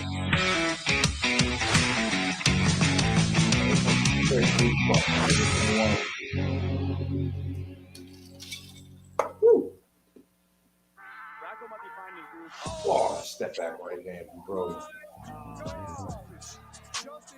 Nastiness.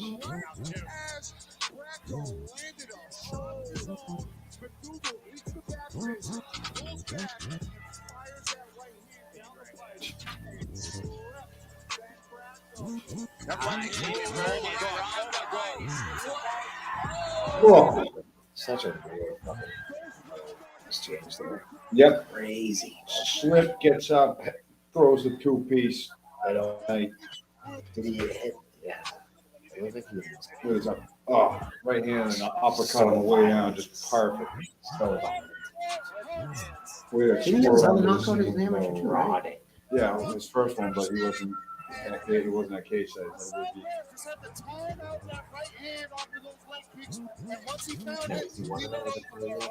Yeah, he's fighting on PFL.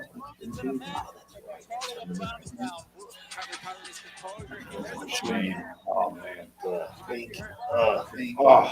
Is he face plant? Relevant. What's his nickname? I don't know. What was his like the redheaded something, right? Oh man, he did have a nickname too. It's off the top of my head right Something now, kind of too. crazy. That was one of the more violent knockouts. That was a violent knockout. I mean, all those were violent knockouts. Yes, that was like I remember the Hassan Graham one happening like right in front of me with Rondon just unconscious and that lunchbox of a fist that Graham has. Yeah, I was like, yeah. And I know Eric, so you know Eric. I was watching that with like emotion attached, and to see Graham just, Yeah. I mean, all those fights. I mean, Burger McDougal. No, that was a crazy follow-up one. shot. The ref got in there just in time. Bracco was going to eat another bad one there. It was enough about him. Let's go to the winner. Who's the winner? Who's the winner? Let's go. Bam! David Burke. Bring him in. Champion against Dopper and Juku. He's out there plowing. What's up, man? On time. I'm plowing right now. I'm in my truck right now. All right. Oh, that's amazing. So, knockout of the year, your Cage Titans debut, big title fight against Shadoffer. You came in and you threw those hammers. How was that, man? That was awesome, man. That was a fucking great night. I broke my wrist in that fight too, which sucked, but it was still worth it. Yeah, man. I mean, it was a crazy knockout. You slipped, just get out, and you had your eye still on the target, and bam. Yeah, when I slipped, I was looking at him because I thought he was going to jump on me. So that's why I went for that single to try to build up from there. But I could see him trying to find me. So that's why I just popped right up and went for it because I could see his eyes were kind of looking for me. Yeah, dude, what a performance in a debut. I will share a funny story that show, one of the fighters didn't bring their belts, and I had to use the same belt twice, and I had to get the belt after he won to present it for the next one. And I was so scared. I'm like, Carolyn, will you please ask him to let me borrow the belt? And I remember you coming down, you're like, you can have it, but I'm taking this fucking belt back. And I'm like, yes, sir. Yes, sir. It was a fun little story. But yeah, dude, yeah, in that fight. Just I pictured leaving with a belt that night, so I just didn't want to leave without one. Well, you got your belts, man. One of the baddest motherfuckers at 185 middleweight. What's next for you in 2023? Taking some time, just letting my body heal up, making sure everything's good to go. And then I'm looking to get back in there midway through the year. So that's my game plan as of right now. Back at 185 too. I'm not going down anymore. Yeah. I want to, in something that's amazing that people might not know. You were training less than a year when you just picked up that one? Yeah, I started training January in 2022, and then I took my first fight in May, and then I ended up fighting for you guys in August, I think it was. Insane. Well, more time in the gym. I cannot imagine what the middleweight ranks are going to look like when you make your return maybe later this summer. I'm excited to see it. Thank you so much. Any last shout outs before you run? I know you got to get plowing.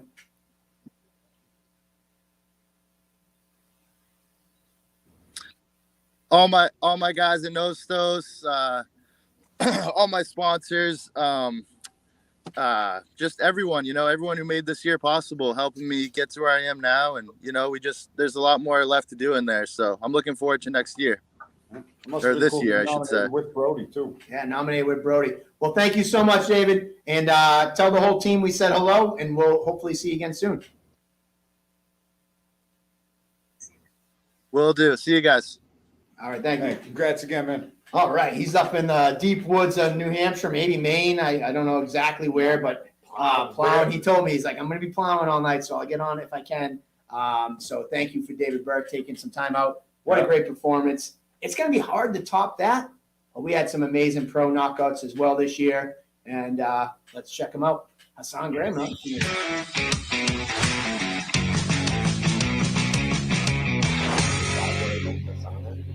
So many, but yeah, I think 3 or 4. Walk. I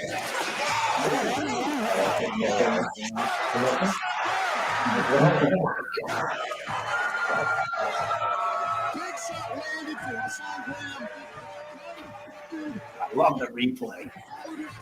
the right hand on the ear, uppercut. So this one lands on its forehead. Just drops it.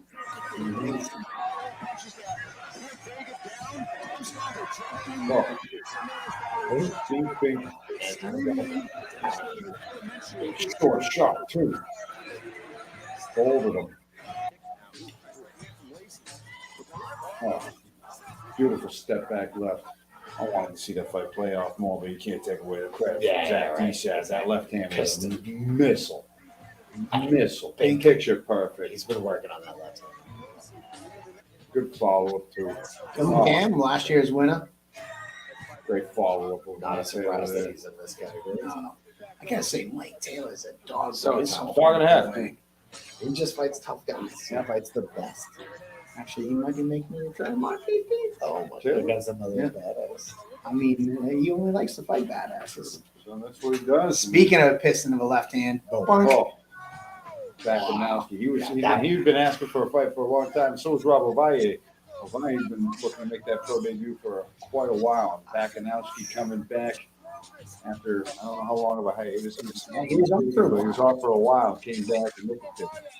Down the pipe. I mean, that's it. He could have walked away right there. I think he might have woke him back up. Might have. He might have. That was glorious. Yeah. He just had a crazy fight against Jacob Bone too. You can't be in a foreign fight against Bone. No. But either way, without further ado, the insane. winner for Pro Knockout of the Year.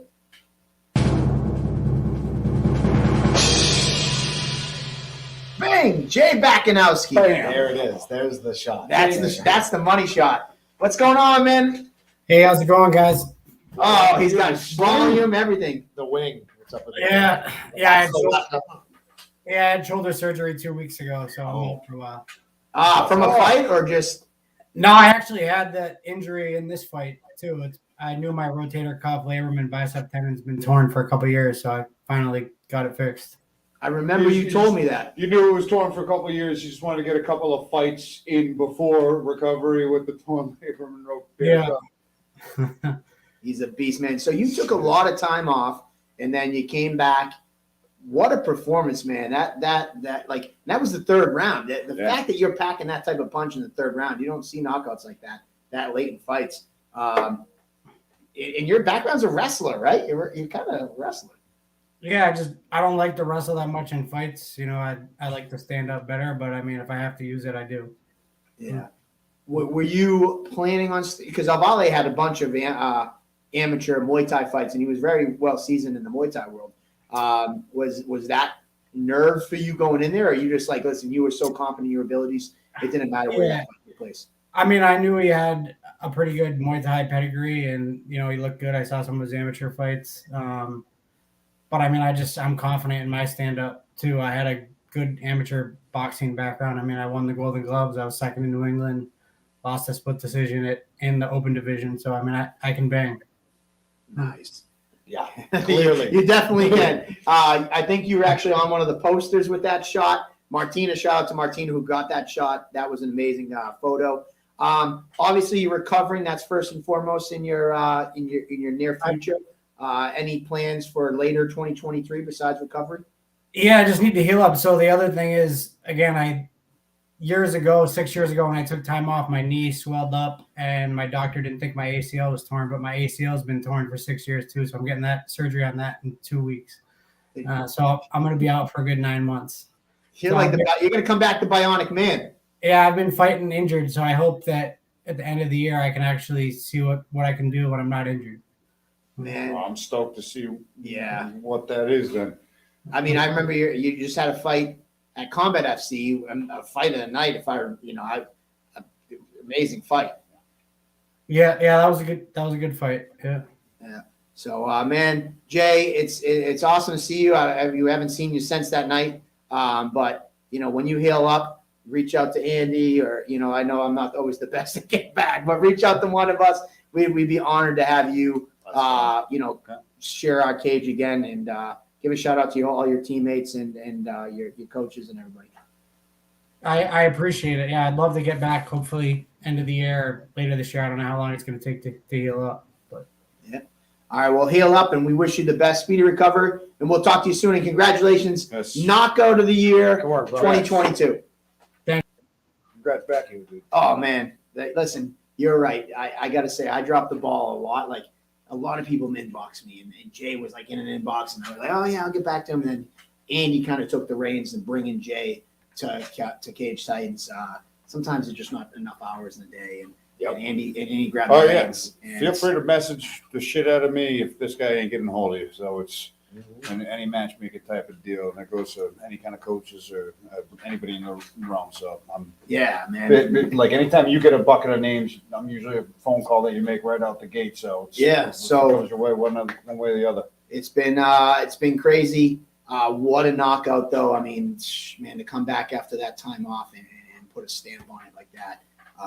an amazing way. So shout out to Jay Bakanowski, our knockout of the year winner for 2022. Perfect left-handed follow-up. And with like an injury. Was that the main event in Combat Night? Yeah, I think that was one. Yeah, it was the only pro fight. And I mean, honestly, like those were some other good knockouts, but like Jay, like he didn't have to follow up like that. He was out. You could see, like you know, the our last year's winner, Cam Arnold, like he got him knocked down, but then he had to kind of follow up with the ground and pound. You know, Zach got that step back, dropped him, then kind of had some, you know, ground and pound. Arguably an early stoppage. Arguably an early stop. Like Jay's was like his lights were out. He did follow up some ground and pound, but like O'Reilly was out. Like if they stopped that fight after that one left hand, he was out. He didn't know where it was. Great fight. Perfect. We're cruising through these categories. Next up, Muay Thai fight of the year, and this was another great one. I mean, super tough category to call. No video for this No, one? the rest of the ones we don't have videos on. We're just gonna because the videos are too long. Yeah, because there's so many highlights in this fight. But listen, I was honored to win this one last year with my fight against You won it last year, Adam yeah. Russell. That was So you take the category and talk I about never thought I'd ever be nominated, let alone win an award. But it's an honor to present the nominees and the winner for 2022's Muay Thai Fight of the Year. Colin Robinson versus Lamont Payne in the top left corner there for the inaugural middleweight Muay Thai championship bout. That went 5 rounds with Robinson winning the belt in a unanimous decision there. But those guys left it all in there for the duration of the bout. 5 2-minute rounds of hard-fought action. Go back and watch that. It's just an all-out highlight reel. Avery Andrews versus Tyler Smythe in the top right corner. Went the distance to a draw. That's where you really – Tyler Smythe, who had a hell of a year in the MMA ranks, nominated for several awards. And this is one of the reasons why. When he didn't have an MMA matchup, he decided to take a Muay Thai matchup against the far more Muay Thai experienced Avery Andrews. Clash of styles. Both guys had to dig deep. Both guys were really hurt throughout that fight. 6 minutes of golden Muay Thai action. Bottom right-hand corner, Megan Roscoe versus Ashley Barrett, the title fight, the inaugural Women's Muay Thai Championship bout, and an instant classic, to say the least. Ashley Barrett dominant for the first 2 rounds. Megan Roscoe systematically and technically throwing herself back into the winner's column in the last 3 rounds. Masterful performance from both ladies and an instant classic. And then in the bottom left, our final nomination for Muay Thai Fight of the Year, we've got Lucas, the Prom King Remsen versus Nico, the Lion Mavromatis, and that fight was absolute bananas from bell to bell. Cage Titans 52, I believe that was April, is the one that I didn't commentate, but I was watching the from the stage, and I was pacing the stage the entire fight because the action was just so jam-packed. Both guys cracking each other, spinning attacks. You see both of them landing punches there in that highlight there. I think Nico Mavromatis had to go to the hospital afterwards for precautionary measures because both guys just left it all in the cage. These are all instant classics. All of these fights from here on out, the fight of the year for all of them. But this is the first one Muay Thai Fight of the Year. Yeah. New category, new-ish. Yeah, we had it last year, right? We had it last year, yeah, obviously. You won it last year. But still a new-ish category. Newish We didn't have category, Muay Thai it's only 2 for, years, but since we've implemented Muay Thai, the fights have been delivering. These 4 no What do different. you The think, winner John? is. Oh, what do you think? I mean, the more it feels like, and then no surprise that these two get The Greek, nod. what is it? The Greek Freak? Yeah. Greek Lion? No, just the Lion. Just Nico. No, the Lion, his nickname's the Greek. The Greek Lion? No. There's, we got the Prom King We with got us. the Prom King here. Prom King is in. He's in Australia right now. Yes. What's up, guys? Down under. Where's the hair? Can you hear me? Yeah, Yes, we got you. Can you hear us? Yeah, Can you hear us? it's yes, of course I can hear you guys. right. I wouldn't have a good phone if I couldn't, of course. Yeah. So yeah, I'm down under right now. It's like 84 degrees. I had that. Are you scripted putting out that in my accent head. on for us? Yeah, I told my cousin, I was like, "Oi, I'm gonna go put on an Australian accent." Permission, sounds good. since it's legal here, to pop open a beer with you guys. Yes! Let's go. Yes, Prom King. Oh, that's awesome. For the first time ever legally. Let's Cheers. go. Wow. Awesome. Yeah. Oh shoot. And very, very excited. This What are beer you was drinking, to a be open Heineken? today. Look at this. I love it, man. Congratulations. Muay Thai Fight of the Year. That was an absolute war with Nico. This is your back-to-back years. You won an yeah. award Oh, last year. Yeah. Holy cow.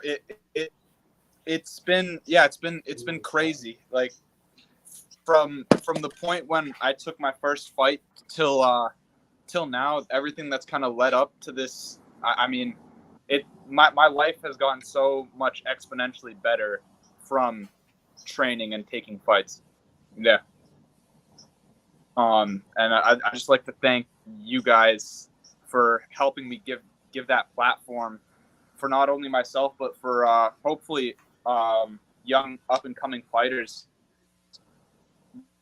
that maybe want to take some fights in high school, you know? Dude, you made a legend out of yourself. Fighting, winning a fight, going on to prom, you know. Now here you are in Australia. Last year, I think you might be frozen, but hopefully he can hear us still. Last year, and if it is frozen, what a shot, him drinking a beer. I love it. It's pretty good. So last year, I'm making the point. Last year, you called in, if I remember correctly, and you were with your mom, like on the couch watching the awards, right? Yeah. Yep. Oh my God. That was a moment. I remember I had to hold in the excitement with her. Cause that was just as much of a journey for my mother and family for that matter as well. Like the first one to do it in my family. So it was cool for her to be excited for me with this too, you know? Yeah, you know, because sometimes it's heart-wrenching for parents, you know, watching their kids fight and things of that nature. So it was nice to see her sharing that moment with you guys, like running down that you won the award, if I remember correctly. Yeah. The life has changed a lot, like, because now here you are in Australia. We talked earlier. You might be. Are you training abroad over there? Are you going to school? What are you? So right now I'm on my worker's visa, which is good for a year, and right now still sadly I haven't found a job yet, but I'm definitely planning on trying to find either MMA or Muay Thai gym around here because it is pretty popular here as well. Definitely get trained, maybe take a fight or two abroad, you know, keep fresh and active. Yeah. That'd be cool, taking a fight or two abroad. You're gonna hit up Don Shanus when he's out there fighting in Perth, and hey, if he's still on right now, definitely just let him know that I will run or drive or walk to Sydney, whatever it takes. Yeah. That's where it'll be after Perth. So yeah, that's cool, man. So don't walk to Perth from Brisbane. You're not going to make it through the desert. Do not walk to Perth. You never know if I get enough water. Don't do it. Don't mess with the Australian desert. Jojo said he doesn't know where you're at, but Australia top team is pretty good. Tell Suman Jojo sent you. Oh, thanks, Joe. For sure. I'll have to look it up, but potentially that's a stop to make on the Australia trip because I was thinking. What made you choose Australia? My family. I haven't seen my cousins in 5 years since they moved here, and so it's good to be with them. We're spending a lot of time together, working on like trying to start making like some shared cash flow, you know, so we can eventually do things that we want later in life as well. Yeah. Making money moves, Prom King. Bro. I like it. Got it. Nice. Well, man, it's always a pleasure with you. You're always smiling, always having a good time. We shared some amazing memories together. You know, we wish you the best, and we hope that maybe one day see you again soon when you're done jet setting the world. If you guys have, are you guys gonna be having any shows in August? Because I'll definitely try and get tickets. Because I'm gonna be stopping back in Massachusetts for, you know, family reasons and stuff. Visit September. Is it July 21st card and then September 29th? I want to say the date is. Just like there's March 18th and May 27th, but we might do April, so we might do August. Yeah, you never know. Stay Yeah. tuned. Yeah, for sure. We'll keep in touch. I'd definitely love to get over and watch something because, you know, best way to give back is to come and enjoy. You know, it's that for me is like one of my favorite things to do.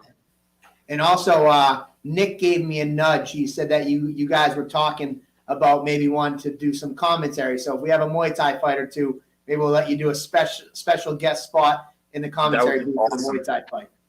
I would love that for sure. Yeah. I'll see what my schedule is like because I might be going to university in Barcelona come October potentially. So hopefully I can stop by and watch a show. Yeah. All right, cool. Well, hey man, we wish you the best. Congratulations, your second year in a row winning an award, and long live the Prom King. We might have to come up with like an adult name, but I think Prom King's forever. If you're 30 years old, still the Prom King, that might be. We might have to change it out there, but. Freaking love you guys so much. Thank you again. All right, brother. Have a good one. Take care. Yeah, I'll see you on the flip side, mates. Later, man. Oh, dude, it's like, dude, he's good at that Australian accent. He did. Fool me. I thought he was like. I was like, you already got an Australian accent. JoJo said I was about to cry. Honestly, I was not about to cry, but it does make me think like how many people's lives we touch as a part of this MMA community and this MMA world, and what a difference we make in people's lives. And I know it might seem foolish to some. It's like, oh, you guys are a cage fighting company, but like, you know, these moments are so instrumental to some people. Like they've been dreaming about them days for so long, and they get to live that and achieve that. And realistically, like, you know, I'm almost going to get emotional, but I'm going to go to the next category because I'm going to stop myself. I'm not going to cry today. No, I thought we were going to get going. It's reward day. I know, but I am not going to cry today. Yes, you are. The monster's got to find a release. Listen, man, I mean, it just makes me happy because, you know, I remember him with his mom last year, like running downstairs that he won the award, and they were all excited in his living room, and people like, oh, you know, they wouldn't care, but like, this means a lot. Like when we talked about moment of the year, John Payne, 59 years old. That guy's like moment of his life.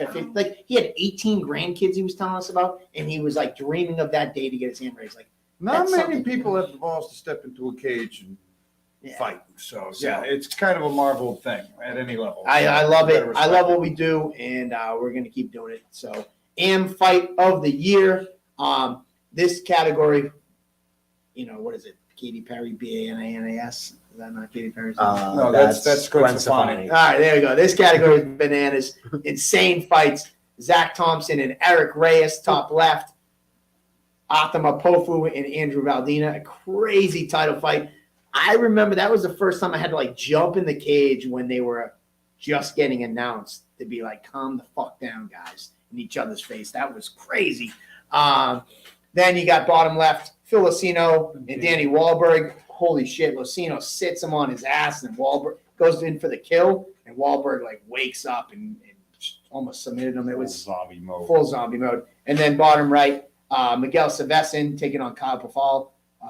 Lightweight championship fight, and Miguel Savesin was able to get that second round finish. But man, for as long as it lasted, it was just devastation after devastation, blow after blow. One of the craziest title fights you've ever seen. What do you got as thoughts before I get one more thing? Man, I mean, these fights were, like you said, bananas. Some of the highest level fights that we've had. It's notable that Reyes won debut of the year with his fight with Tomlinson. It was one of the highest level amateur fights I think I've ever witnessed, to be honest. Yeah, and it's crazy when you see amateur fights today. It's like those rival pro fights from when we first started Cage Giants. Easy. And I can say this is the tightest category that we had in the entire votes. And out of every award, you heard me talk about it earlier, how these were like 25.9 to 25.2 to like 24.6. Like this was the tightest category probably in the history of Cage Giants. But without further ado, the winner was, because there can only be one.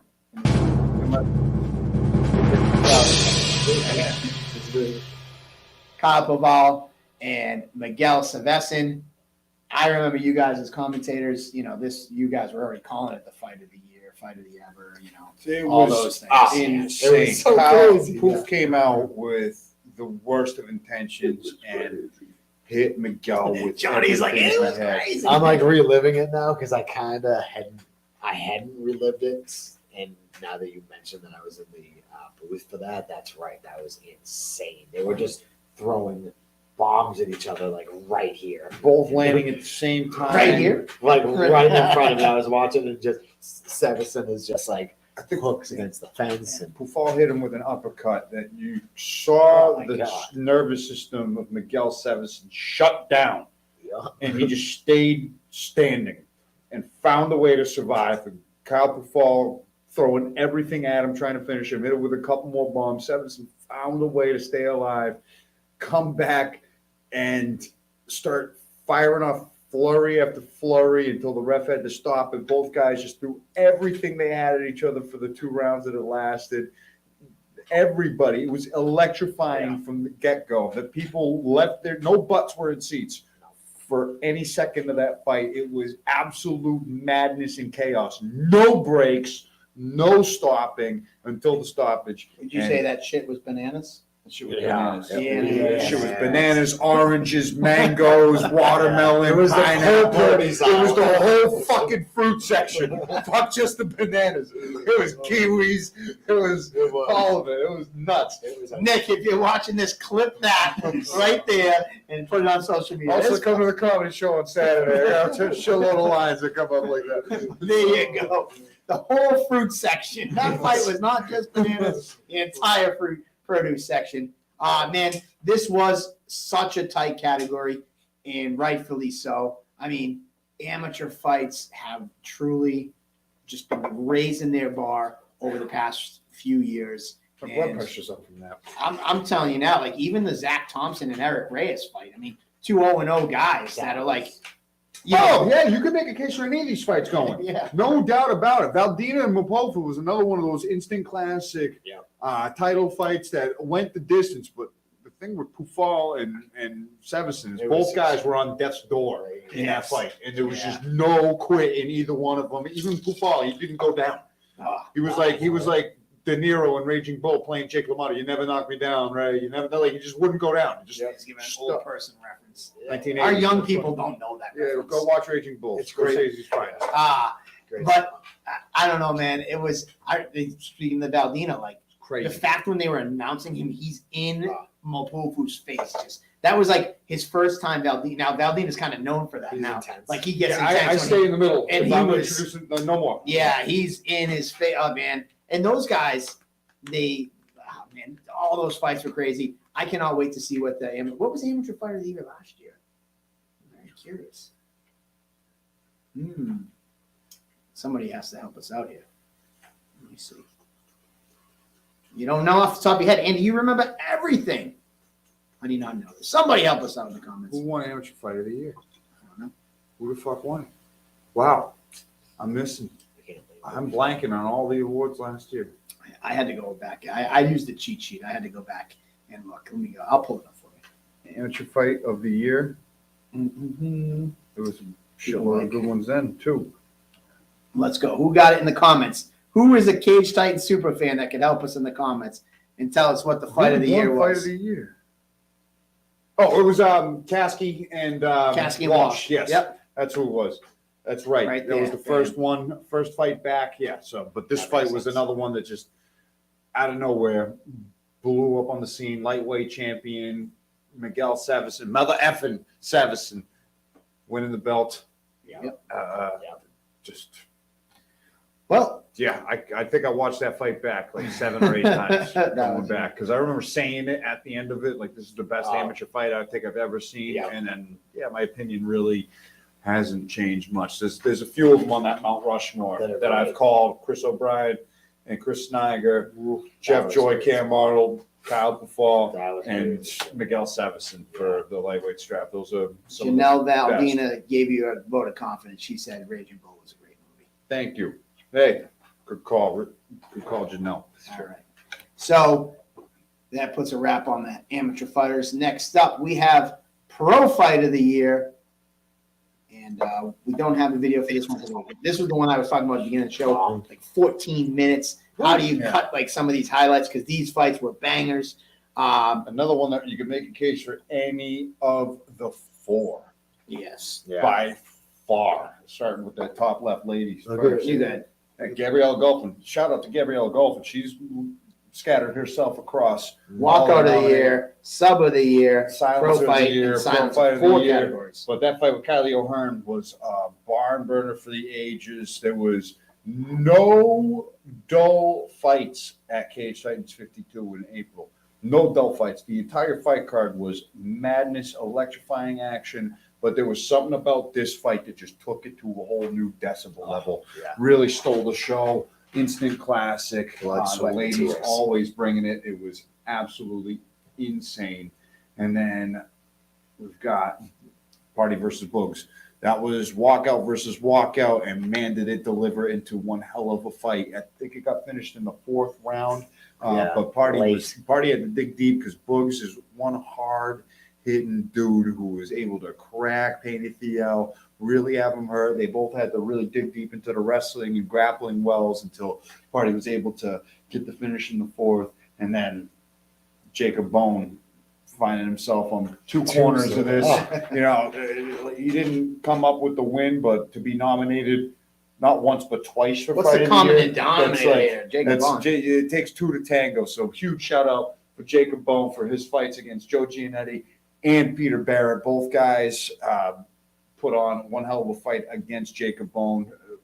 Immediate legend in the Cage Titans cage, respected amongst all people for his 2 fights there, and both of the legends that he faced, Joe Giannetti and Peter Barrett, had incredible performances against him. Some of the grittiest, toughest, bloodiest battles that we have seen. Congrats to, you'd say, all 8 combatants, but 7. There's only 7 because Jacob Bone's in it twice. So.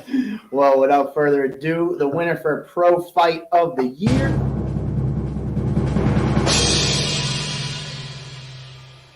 Jacob Bone versus Peter Barrett.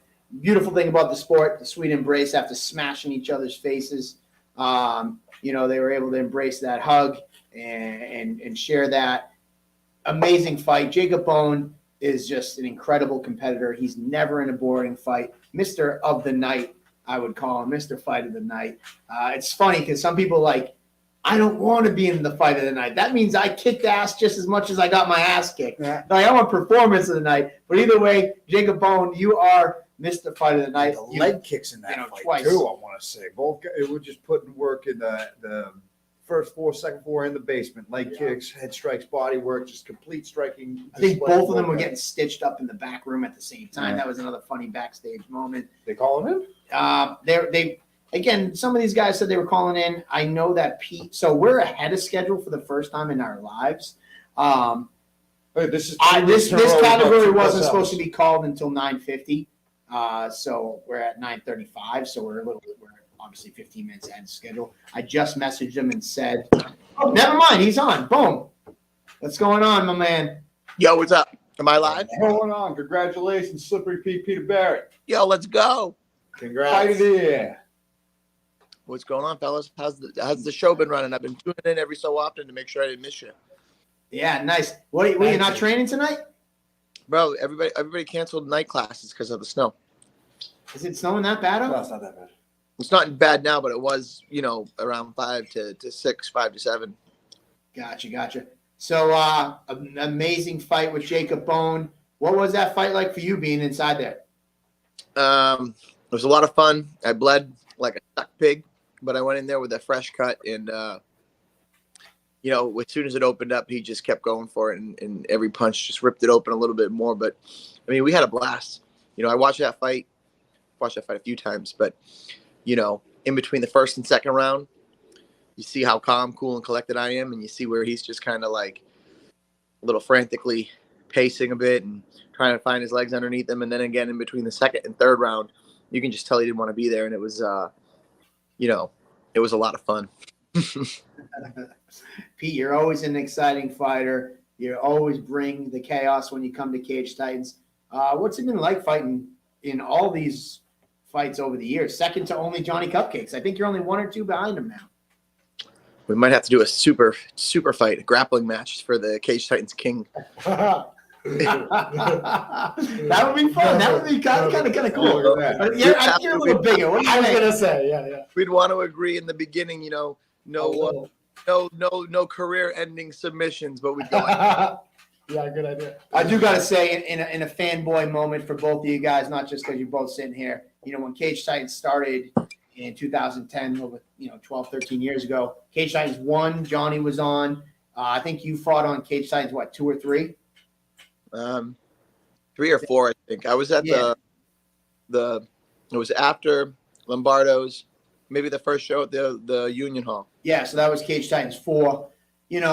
You guys have been such a staple in New England. You guys could have fought anywhere. You could have wrote your ticket anywhere to fight. I know a million promoters are probably in your inboxes over the years. You guys always believed in our focus and our goal and our mission statement to try to put the best fights forward, and you stuck with us for all these years. So, man, honestly, both of you guys, I appreciate that.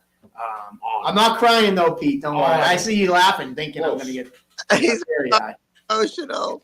Yeah, it's just like, listen, man, both of you guys, you've been studs in New England for so long. You could have fought for any promotion, and, you stuck by us, and hopefully when all said and done, when your careers are ready to wrap up, one day, not today, that you guys will look back and be like, hey, we accomplished something well together.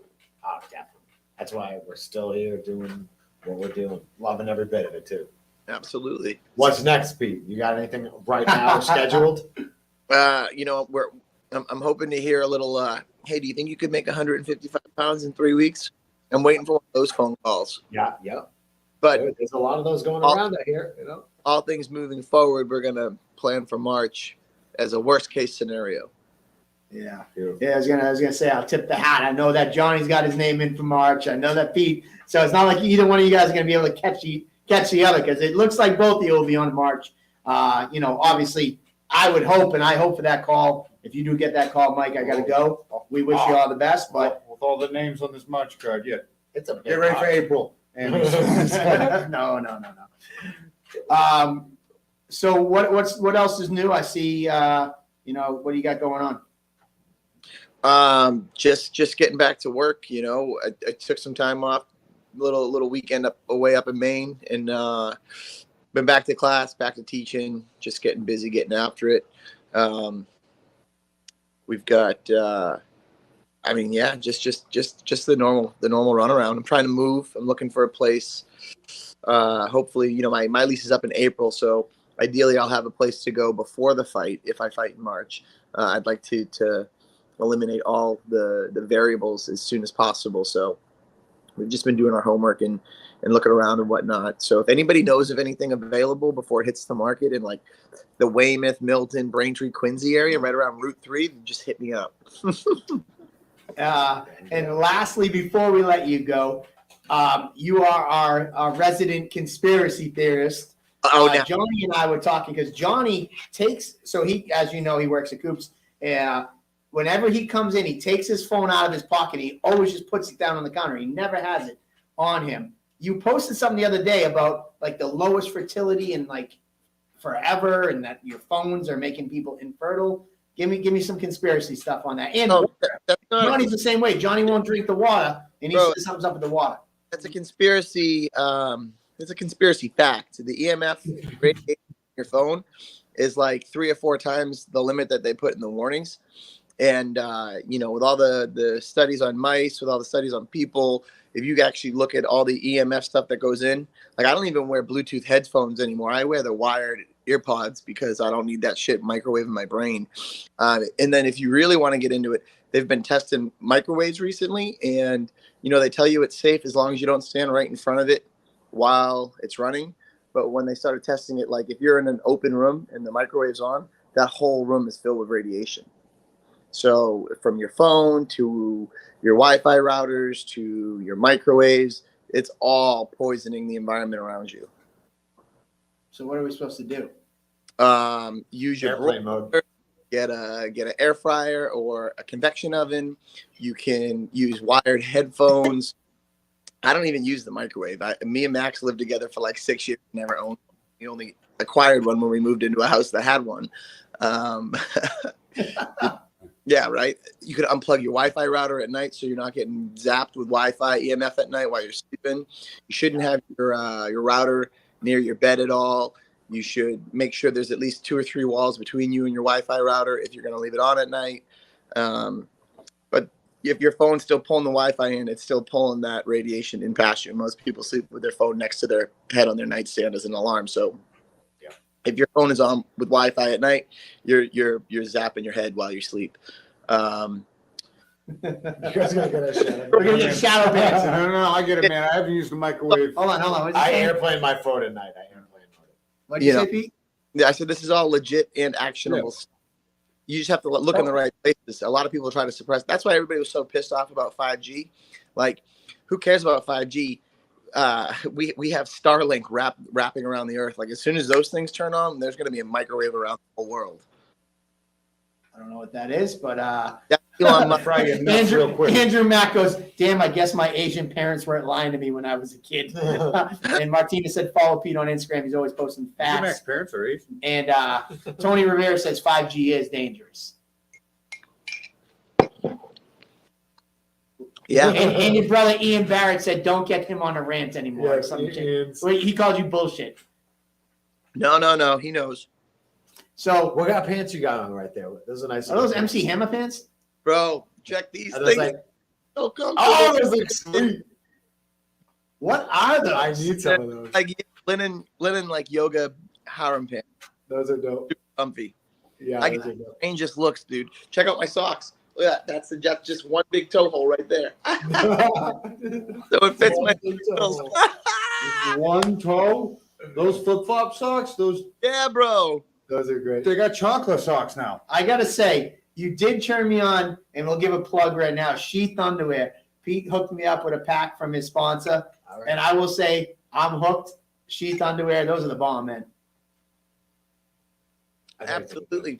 So the way it's built, you got like a little pocket for your balls, and then there's a pocket in the front, so your sausage can hang away from the berries. Really? So you don't got to do the tuck to the thigh. And they're like compression boxers, but a problem with a lot of compression boxers is that they hold your balls right to your body and they stay too hot. Another reason why the fertility is low, because a lot of men wear compression boxers and your balls get too hot. So you don't produce sperm. They're not strong swimmers. The sheath actually pull your balls off of your gooch, for lack of a better term, and they keep them at a stable temperature. So the sperm production is optimal. So nuts to gooch, not good.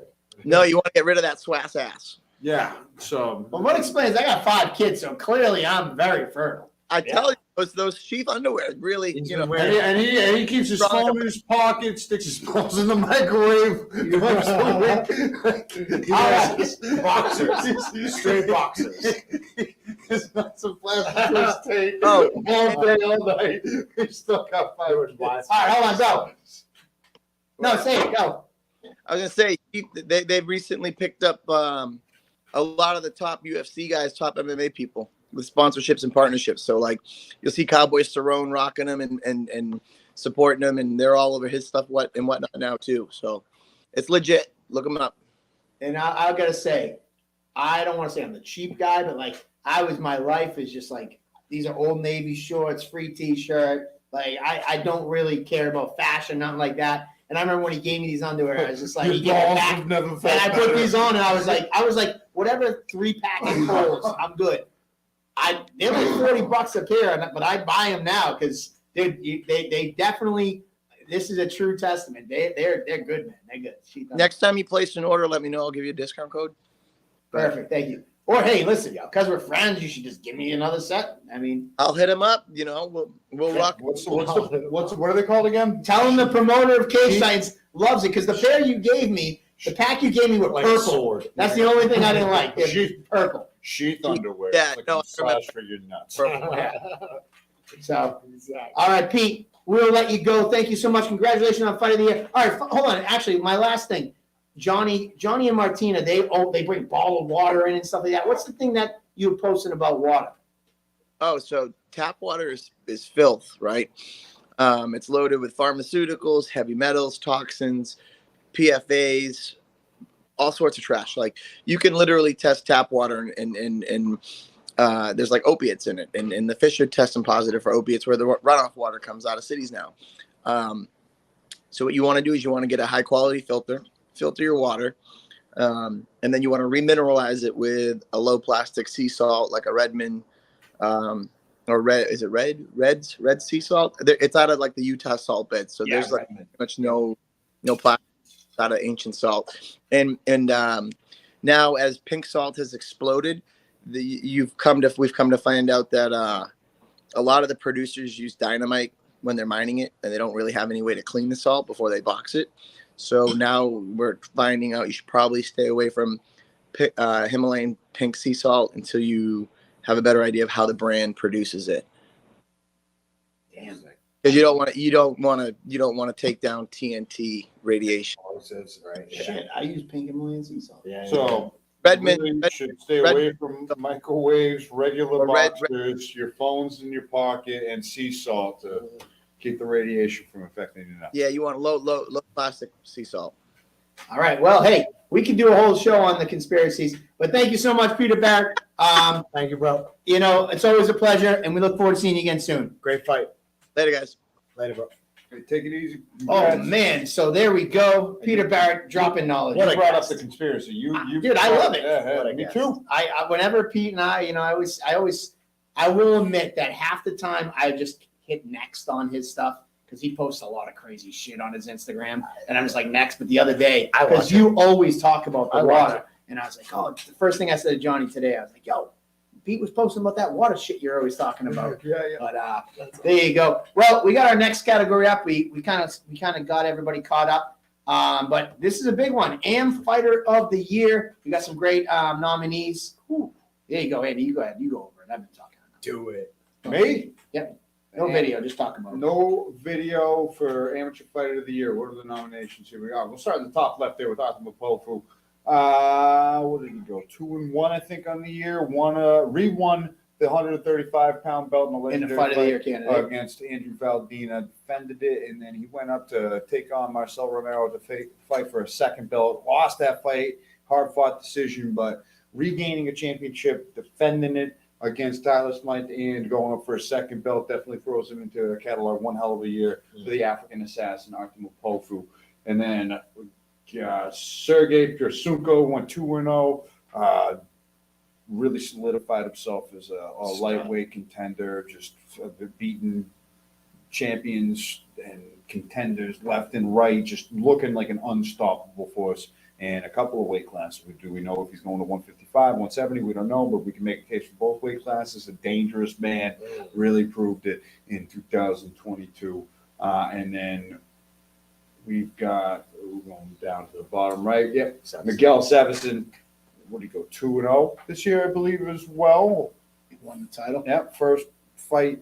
I think first fight he got the triangle finish against Chandler Donati, if I'm not mistaken. And then that really garnered him to that title fight, which was legendary against Capo Fowler. That one fight of the year. So just that fight alone, whoever emerged victorious in that fight was getting fighter of the year. A nomination there for that championship win. And then this guy's all over the place. Over the place, dude. Hassan Graham, the bounty hunter, nominated for amateur knockout, pro knockout, amateur submission of the year, walkout of the year. And here he is nominated for fighter of the year as well, because he just exploded over the scene. A knockout, quick submission, decision win over Jeff Swahili. And he went pro there. And went pro. Then that's not even taking into consideration his work as an amateur right there, winning the first, not the first ever, but winning the heavyweight championship at the amateur ranks before going pro. Insane year for all these amateur studs. Without further ado, you could make a case for all four of them. But there's only one winner. Only one winner in this case. The big man gets it done. Nominated for so many at the home stretch. His last nomination, the fighter of the year in the jacket and the necklace, looking fresh. You know, What's going on, Hassan Grant? How you doing, champ? chilling, man, chilling. Just got done doing some hard training. Had to show up for the show, though. Are you shirtless too? You gotta have a taco meet up. Hey, I think last time we talked about making it down to 205. Today is not that day. He's celebrating a win. Oh, I love it, man. Oh, big congratulations. What a year, 2022, going 3-0 as an Ami, winning the title, going pro. But you really conquered all facets, showed off your knockout skills, that you got the ability and the cardio and the gas, taking the heart to go the distance, and submission skills. We've had some really tight categories this year. And again, this one was a very hard fought one, but I think this was pretty unanimous, dude. You swept the votes for Fighter of the Year. An absolutely incredible year, one that's going to go down in the record books. How you feeling after winning this, after all you've already won this year? Shit, I was nominated for 5. I was getting a little nervous watching. I said, what's going on? But, it's great, man. I appreciate all the love. Had a great time. And, I'm still going to be around, still going to be at Cage Titan events. And if everything don't go well with my next situation, I'm coming back to Cage Titans. I did my thing with the amateurs. Now it's time to take over the pro scene. Yeah, if people don't know, you're fighting for the PFL in the very near future. February 10th, right? February 10th, yeah. February 10th. Yeah. So, man, it has been tremendous rise. I will say, it's funny because I was like, man, you're nominated for all these categories. And it was like, oh, you're right there on all these. But it's a testament to your career, so far in 1 year. Like, you just exploded onto the scene. And for Cage Titans, we're on the totally other side of Massachusetts. So your fans don't get the opportunity to see you in person. But I got to tell you, man, you won a lot of fans this year with your performances. What's the support been like? The support is great. I get love everywhere I go. Even when I come out to Plymouth, people come up to me, congratulations, good fight. A lot of people knew about the PFL situation when I was out there. So it's love. And that's another reason why I got nominated for so many categories, because I did come out there and I just showed up and showed out. So like I said, I'm still moving forward, and, hopefully I stay at a higher promotion. But if not, I'm coming back. And the pro scene, I got to do the same thing, take it over. Yeah, man. So for those who kind of make familiar, PFL has their version of the Contender Series. I think it's called the Challenger Series. And Hassan that's why he had to pull out of our January show, because he got this huge opportunity in the PFL. So, if he wins, he continues on. If he comes up short, they could still sign him and keep him long term. Or, like he mentioned, he could be back fighting locally. And if he is, I think heavyweight's got to watch out, because this guy, he's done everything he said he was going to do, man. That's one thing about you. You show up, you show out. You said it perfectly. And I feel like I'm only getting better, man. It's only been a year. A lot of people don't understand that. It's only been a year, and I'm just going out there and grinding it out. So now I'm actually putting the tools together, double sessions in the gym, working with bigger bodies. So I'm getting more dangerous. I'm getting more confident. So now it's gonna be problems now. Well, you mentioned that, and that was something I don't want to say as a knock, but something that I think I talked to your dad about this, and another trainer that's out in your area that was like, yeah, man, he trains like 1 or 2 days a week. Like, you weren't like known as that gym rat, and you were just coming in off of pure natural ability. What's it like now getting into the gym? Like, I mean, you said your confidence is through the roof. Like I said, I just feel more dangerous. Just going in there every day, working out even harder, putting more work in than I was doing before. It's just, I feel like I could take it to the next level. So, and I'm feeling it and I'm believing it now. When I first started, I just started to have one fight and go sit on the couch and back to regular routine. But now the lights are shining in front of me, and I'm reaching for them. Man, you're not only reaching for them, you're like punching those lights out. You're like, you're right there. You're living in the moment. You're doing tremendous things. Man, I can't wish you more luck I wish you all the best in your upcoming fight. You had probably a history making, year for Cage Titans. Like, we've had some tremendous amateurs. Chris Motino winning 3 titles, was an amateur standout. But you coming in 3 fights, amateur fights in 1 year, winning a title, then going on to pro debut and winning in that fashion. I mean, this is definitely one for the record books. Congratulations once again. Thank you. Any last shout outs before you run? I mean, shout out to the Western Mass area, Chapman's House of Pain, FAA, Great G&G, Springfield Society, all my sponsors, and everyone that voted for me tonight. Yeah. All right, man. And just to clear it up, somebody said you should have got walkout of the year. You've never seen a woman faint when a fighter comes out by touching his hand. Right. You do not know that girl, correct? Not at all. That's a crazy white girl right there. Did you try to hit her up afterwards? No. You have a woman though, right? Yes. All right, so he is off the table. Don't be trying to kiss him. Don't be trying to reach over the barriers. If you do, you're gonna eat it. Yeah. Hassan, thank you so much. We're all going to be watching Cage Titans. Is going to be in your corner on February 10th. We look forward to seeing the PFL. All right, have a good night. Again, man. Good luck, bro. Good skill. Thank you. All right. I mean, listen, Motino was a teammate of yours, and you always said that was like one of the craziest amateur careers. I mean, monster, dude. Yeah, that was a crazy year for an amateur. Really exploding onto the scene, putting away some really big fellas. Yeah, no, there's been some crazy amateur fighters throughout, and Hassan Graham winning Amateur Fighter of the Year, as well deserved as any. There might have been like 2 or 3 consecutive years where Chris won that award, though, to be honest. If we had those awards back then, it was a different reign.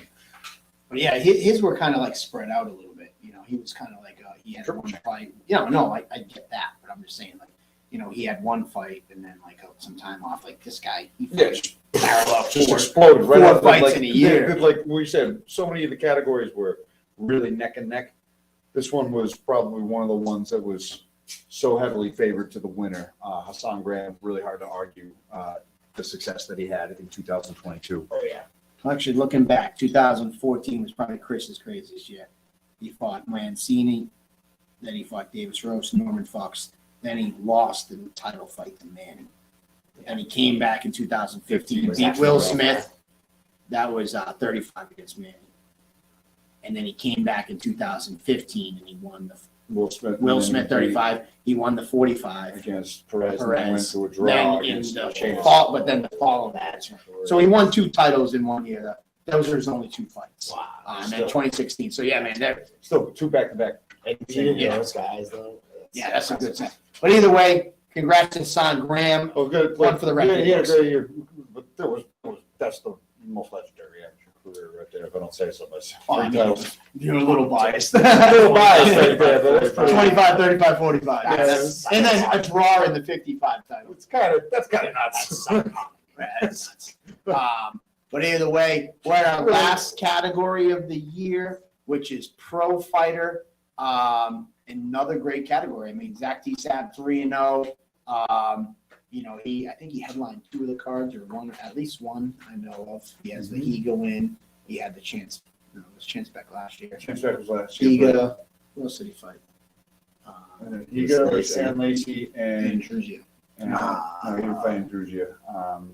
Ficini was last year too.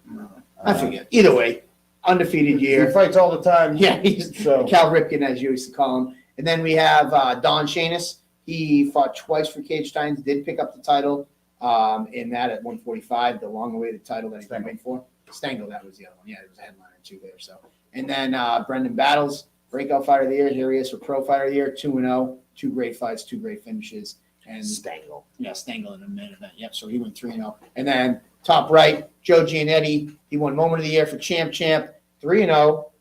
He won the title against Jacob Bone. He beat Andruzia, and then he came back and won the 170 champ.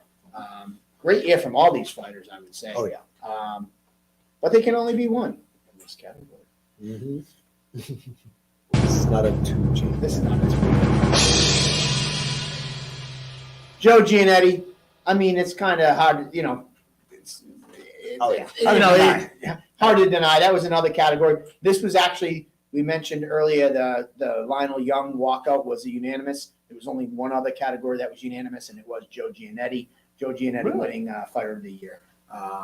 And I mean, it's hard to argue 3-0. So like, compare him to who else fought 3 times that year. There was only one other guy. He's 7, he didn't win 1 belt, let alone 2. Yeah, exactly. So I think JoJo deservingly so. Yeah. I don't think there was much else. Yeah, some of them were pretty clear cut. I think. I mean, Hassan Graham was pretty clear cut to me, but Miguel Savesin did garner some votes, and his fans He came should have, up hard. man. He had Yeah. everybody that was nominated, everybody that stepped into the cage, win, lose, or draw, should celebrate their accomplishment. That's man. what we do. If you're a one and done amateur, it's your moment. That's something that not many people get to do. So you should be proud of yourself for actually stepping in and taking a fight. But if you were nominated for one of these pristine awards, then you should hold yourself up high, regardless. But only a couple of them were really runaways with the votes. This was one that was a runaway. So Joe Giannetti, congratulations. He was on earlier in the night. I don't know if he has intentions on calling back in, but either way, Joe Giannetti, 3-0, 2 belts, amazing 2022. He started off 2023 the right foot as well. And like you said, if he doesn't get that call, just very much like Peter Barrett, if he doesn't get that call, he's going to be fighting in March, and he's just going to keep fighting until they cannot deny him. Mm-hmm. So yeah, man, I think that 2022 was a great year for JoJo, and it's amazing to see somebody like JoJo. Like, he was a fighter who was in the crowd. I mean, a fan in the crowd as like a high school kid, and then his entire amateur career with us, and go on to the Ultimate Fighter. Then all his pro career. After that, he's had 2 fights, LFA, a fight over at obviously the UFC, but he's been a cage sides guy through and through, and he's kind of grown up through the ranks right in front of us. Now double champ, first ever. And I know he's always talking. He was here the other day. We were talking about a title defense for March. So some things in the 55, 70. 55. He's back. Oh, he's back. He's done playing Twitch. He's still on Twitch? No, I wasn't. While you're doing this, yeah. No, I was though actually working on my graphics for Twitch, but I wasn't live on Twitch. All right. Is this your backdrop for Twitch? This is, but it usually looks much nicer. Like I said, I'm moving, so it's getting taken apart. Yeah. So next week you it'll be need something redone. on those shelves. Like Yeah, some no, I lightweight- had. Yeah. Well, right now it's Johnny's favorite. So like, Yeah, that's baby. not really Twitch, but what is that? You should have your belts up there, man. I know my belts are in the garage because it's a nice backdrop when I'm like hitting the bag and stuff. I don't know. Maybe I'll win another belt and then I can put it in the background. Yeah, that's what you need to do. Hold on, what is that behind you? 85 belt. It's a medical device. A medical device. That looks like an Xbox. Yeah, we'll call No, it. that's behind the box. Oh, what, you hide drugs back there? Bong. Oh, a bong. I mean, hey, it's on his Twitch. It's not legal. us. It's legal. It is legal. It is legal. So JoJo, obviously 2022, he had Moment of the Year in the Champ, Pro Fighter of the Year. How did it feel to have such an amazing year? Really good. There was a little bit of ups and downs. Didn't know how many times I was going to fight last year. I fought through a lot of adversity outside of the cage, injuries. Every fighter does. But we got it done. So I'm excited. I'm looking to one-up it this year. I want to one-up the champ moment. I don't know how we're going to do it, but I want to one-up that, and I want to one-up everything else I did last year. Hey, man. UFC. That's the only way. UFC. Or, hey, you made 153 for your title. Why not just go down to 45? Don't. I've already thought about it. Listen. I'll do a practice cut. Don't tempt me. I mean, 45, 55, 70. Why not? I will, but I could eat a couple donuts, and 85 sounds like so much more fun. A couple of donuts. You're going to need more than a couple. You don't even walk around at 85. Do you? That was a No, I would have to try to walk around like that. Yeah. TJ Pimentel's calling for the hot dogs. How long do you think it would take you to eat a hot dog? Just a regular hot dog? Yeah. 2 seconds. If that. I If said that. like 5 seconds. That took me 35 seconds. Like, you know, like those hot dog eating contests, they're just one shot, 100%. Yeah. Yeah, but Johnny, You need water. Yeah, Johnny- quick dip, throw it back. Mike, Joe, what do you got for him? Mike screwed us because he gave us a toasted bun. So Yeah, that's a what it setup. was. That's what a it setup. dude, it was so dry. Yeah. It's like eating cinnamon. But We got producer Joe in the corner. He put everything on behind the scenes with Nick to get the show together for tonight. Joe, you got a question for Skeletor? I do. When are we going to see the bus back in action? Are we going to see the bus back in action? So we might see the bus back in action this camp. That's actually part of planning out the fight camp. So Frazier and me will be jumping back in the bus, heading back out to AKA, and be back in the parking lot. I might have a neighbor this time though. Last time I went out, there was a guy who he had a dolly and he put like a giant wood plank on it and he put a tarp over the top and that's what he slept in. And then he hollowed out a tree stump and made a stove out of it. What? Bro, this was training at the gym. Was this a Russian? No, Was he no, Russian? this was a homeless man in California. But I can't knock the hustle. This dude was cooking with a giant pan on a hollowed out tree stump, and it smelled fantastic. Savage. It smelled good. So he was not the guy who stole your generator last time. No, that guy got away, and I was just yelling and swinging a hatchet down the street. Oh, jeez. So California's different. Yeah. So 2023, you got plans of possibly getting back to the UFC, driving out to AKA, maybe another belt, twitching more, maybe another belt, 45 or 85. You heard it here. Or hey, listen, Joe. I mean, you've accomplished pretty much all there is to accomplish at Cage Sides. I've seen that you've been throwing it out there. Listen, I'll come collect other people's belts too. You put that word out there the other day. Yeah, I'm down, especially a guy like Aaron McKenzie who fought at LFA. I missed weight in that fight and then lost I hate using the word controversial, but like I didn't agree with the judges' scorecards. Of course, I'm biased. I'd love to get that one back the right way. You've got another one like George, I think his last name's Hardwick, at Cage Warriors. He's 26. He's 9-1 or 10-1, something like that. He's another great name that everybody's looking at.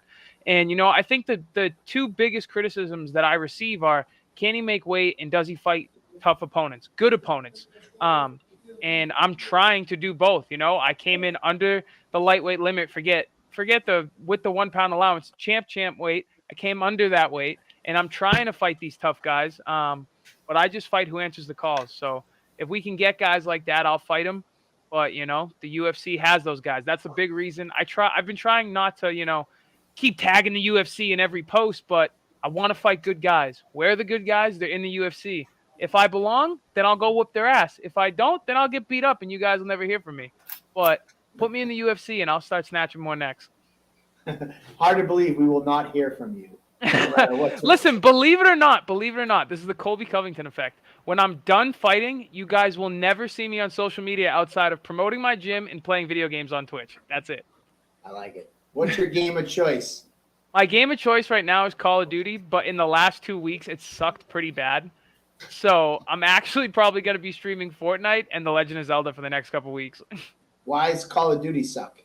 Because they just made some decisions and the game doesn't run as smooth and just some gameplay decisions. But they got a big update coming in a couple weeks, so hopefully they save it. Gotcha. Try to save it. Joe, you got any questions for Skeletor before we let him run? No, that was it. It's been a great show. Thanks, Yeah, Joe. man. You guys Awesome. killed it. I appreciate it. So last shout outs You to killed everybody, JoJo.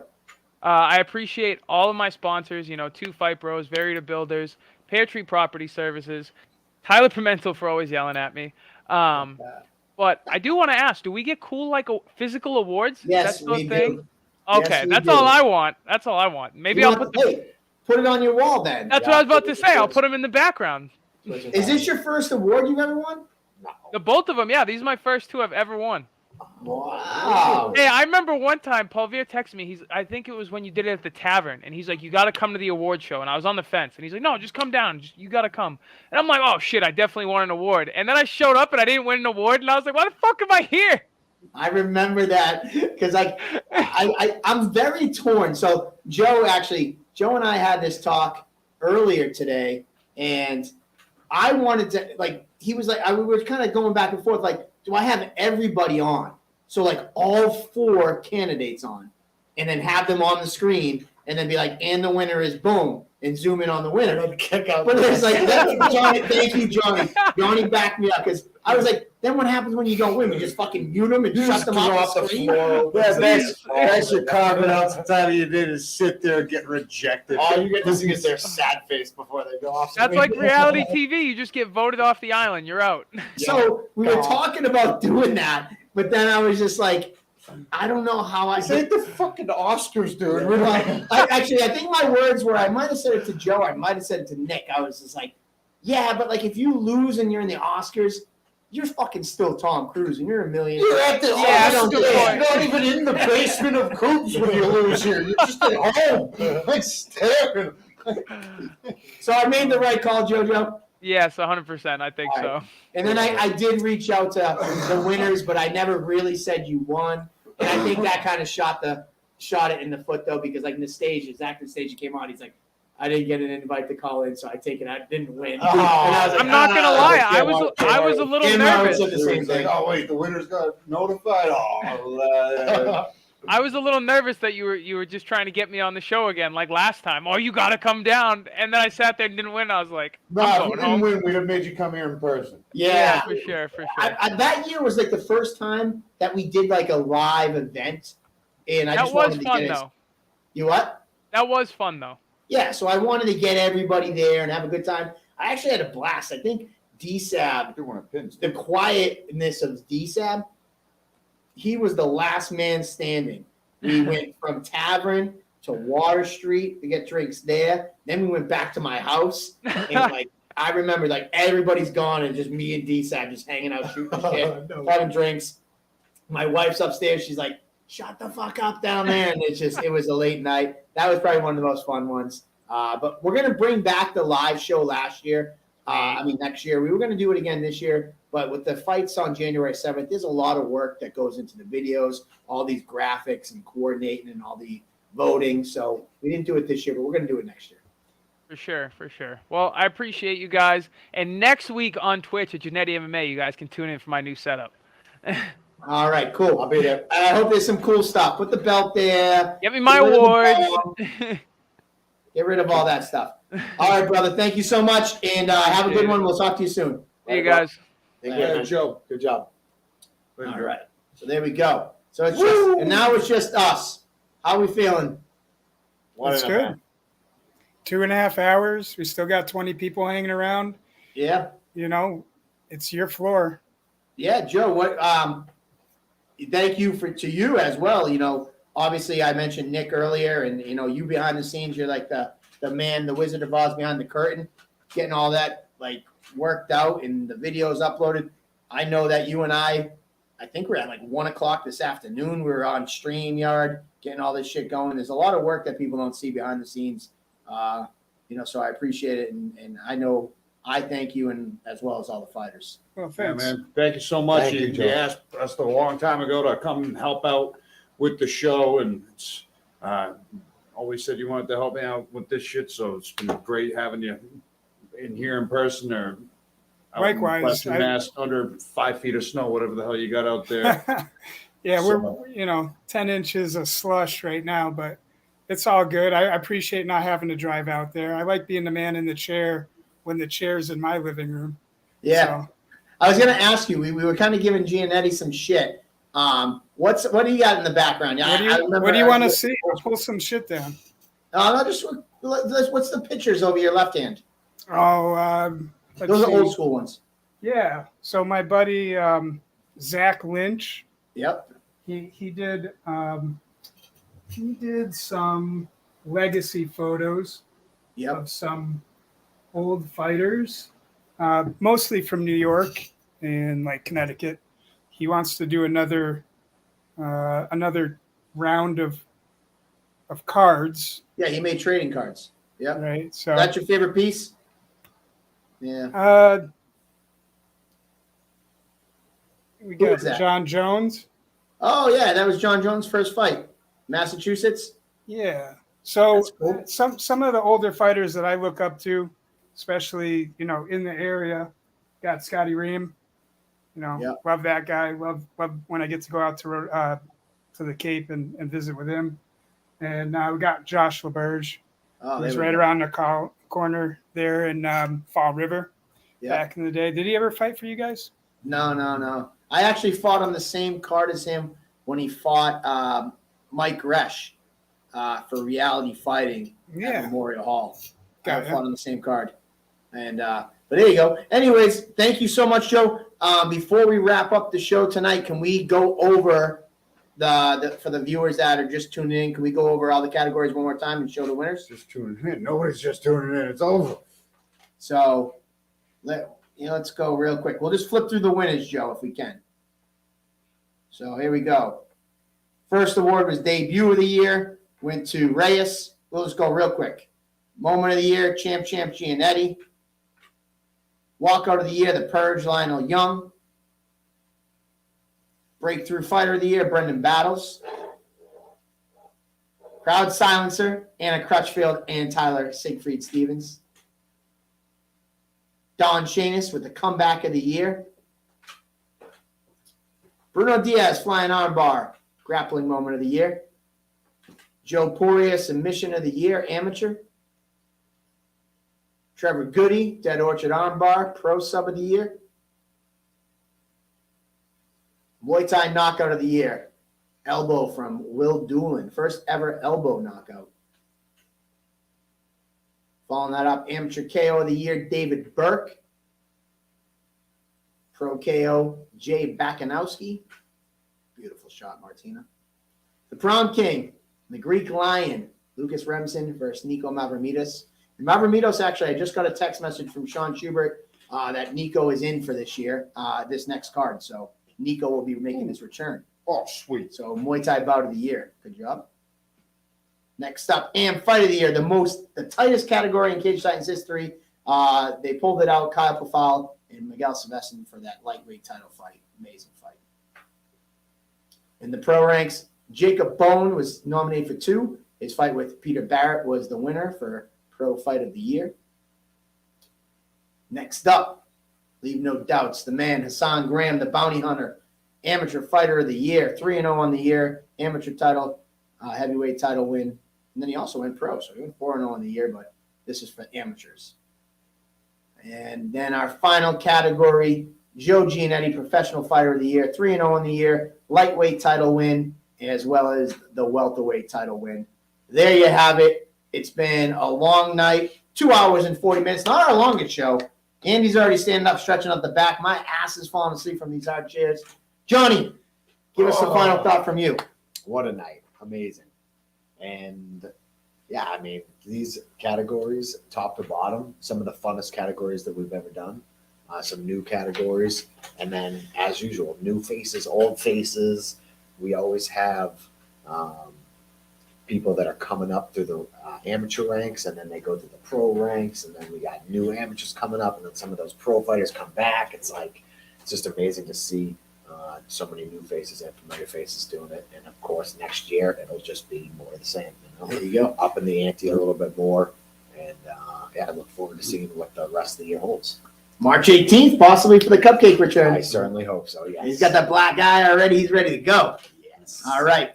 What do you got for us? 2023 is already off to a great start, but we had to wrap up 2022 because it was such a crazy year. So just from the bottom of my heart and everybody's hearts at Cage Titans, thank you to the fans, the fighters, for your performances and your energy throughout the year. It's all for you guys. This is why we do what we do. This is why I wake up in the morning. So it really is awesome to cultivate all the great moments into one event at the end. So congrats to all the winners. Congrats to all the nominees.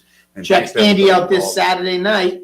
Yeah. Coops Comedy Night. Here, Coops Comedy Room. It's up and running. Fuck it. It's Coops Comedy Room. This is it. This is basically going to be a comedy club. If you like seeing how I talk about people punching faces, I'll punch under the lines tonight. I already got a bunch of people supporting, so thanks to everybody that already bought tickets. If you're a fan too, dude, honestly, it's a stacked lineup. I love talking shit. It's my favorite thing to do. That's why I'm on the mic. Only I got to be reserved. I got to talk about fights, but I love talking shit. So I get to do it. I was gonna say it's a stacked lineup. If you're a Cage Titans fan, I've heard Connor Matthews as a name that's gonna be here. I heard possibly Don Shanis, Andrew Jacobs, the Layton twins. So we're gonna have some pretty cool Cage Titans faces in the crowd that night as well. Get yourself a rash guard from Face Off Fight Co. I think they're gonna have a booth out in front as well, Justin selling Simmons. some merch. So yeah, Cupcakes is gonna be there. I'll be in the house. I'll be there. That's My right. mom's coming. We're gonna be laughing. Yeah, we're gonna be laughing, having a good time. Yep. And be a good we're time, 8 man. weeks away from Cage Fire. Titans 58. How many? 8 weeks exact. 8 weeks from this past Saturday, so it's less than a little less than Than a change, but And we'll have pretty much a full fight card released for you yeah, guys next week we'll have so. fight card. I was trying to get some stuff together for you guys to announce tonight. I just was so busy trying to get these graphics and everything done for the show. I wasn't able to kind of sew up some of those fights, but I will have them tomorrow. Tomorrow, TikTok Tuesday. Go check us out on TikTok Tuesday. I'm going to be joined with Ken. He's going to be my new co-host on TikTok Tuesdays. Is he in the booth with us next time? I don't know. I'll have to talk to him. I haven't asked him. And then Thursday, Instagram Thursday. I'll get you some fights on Instagram Thursday. You can tune into that, the 12 at 12 on Thursday. And then next Monday, I hope to have, it looks like we're at about 10 pro fights, 10 or 11 pro fights for March 18th. So you're definitely going to want to tune in next week. No rest for the wicked. I think that's a phrase, right? Yeah, no rest for the wicked. That's how it goes. But I'm fucking Cheers. beat. I got to drive home. I got to. Cheers. Empty glasses. We'll see you next Cheers, week. everybody. We'll see you next. You said it. And we're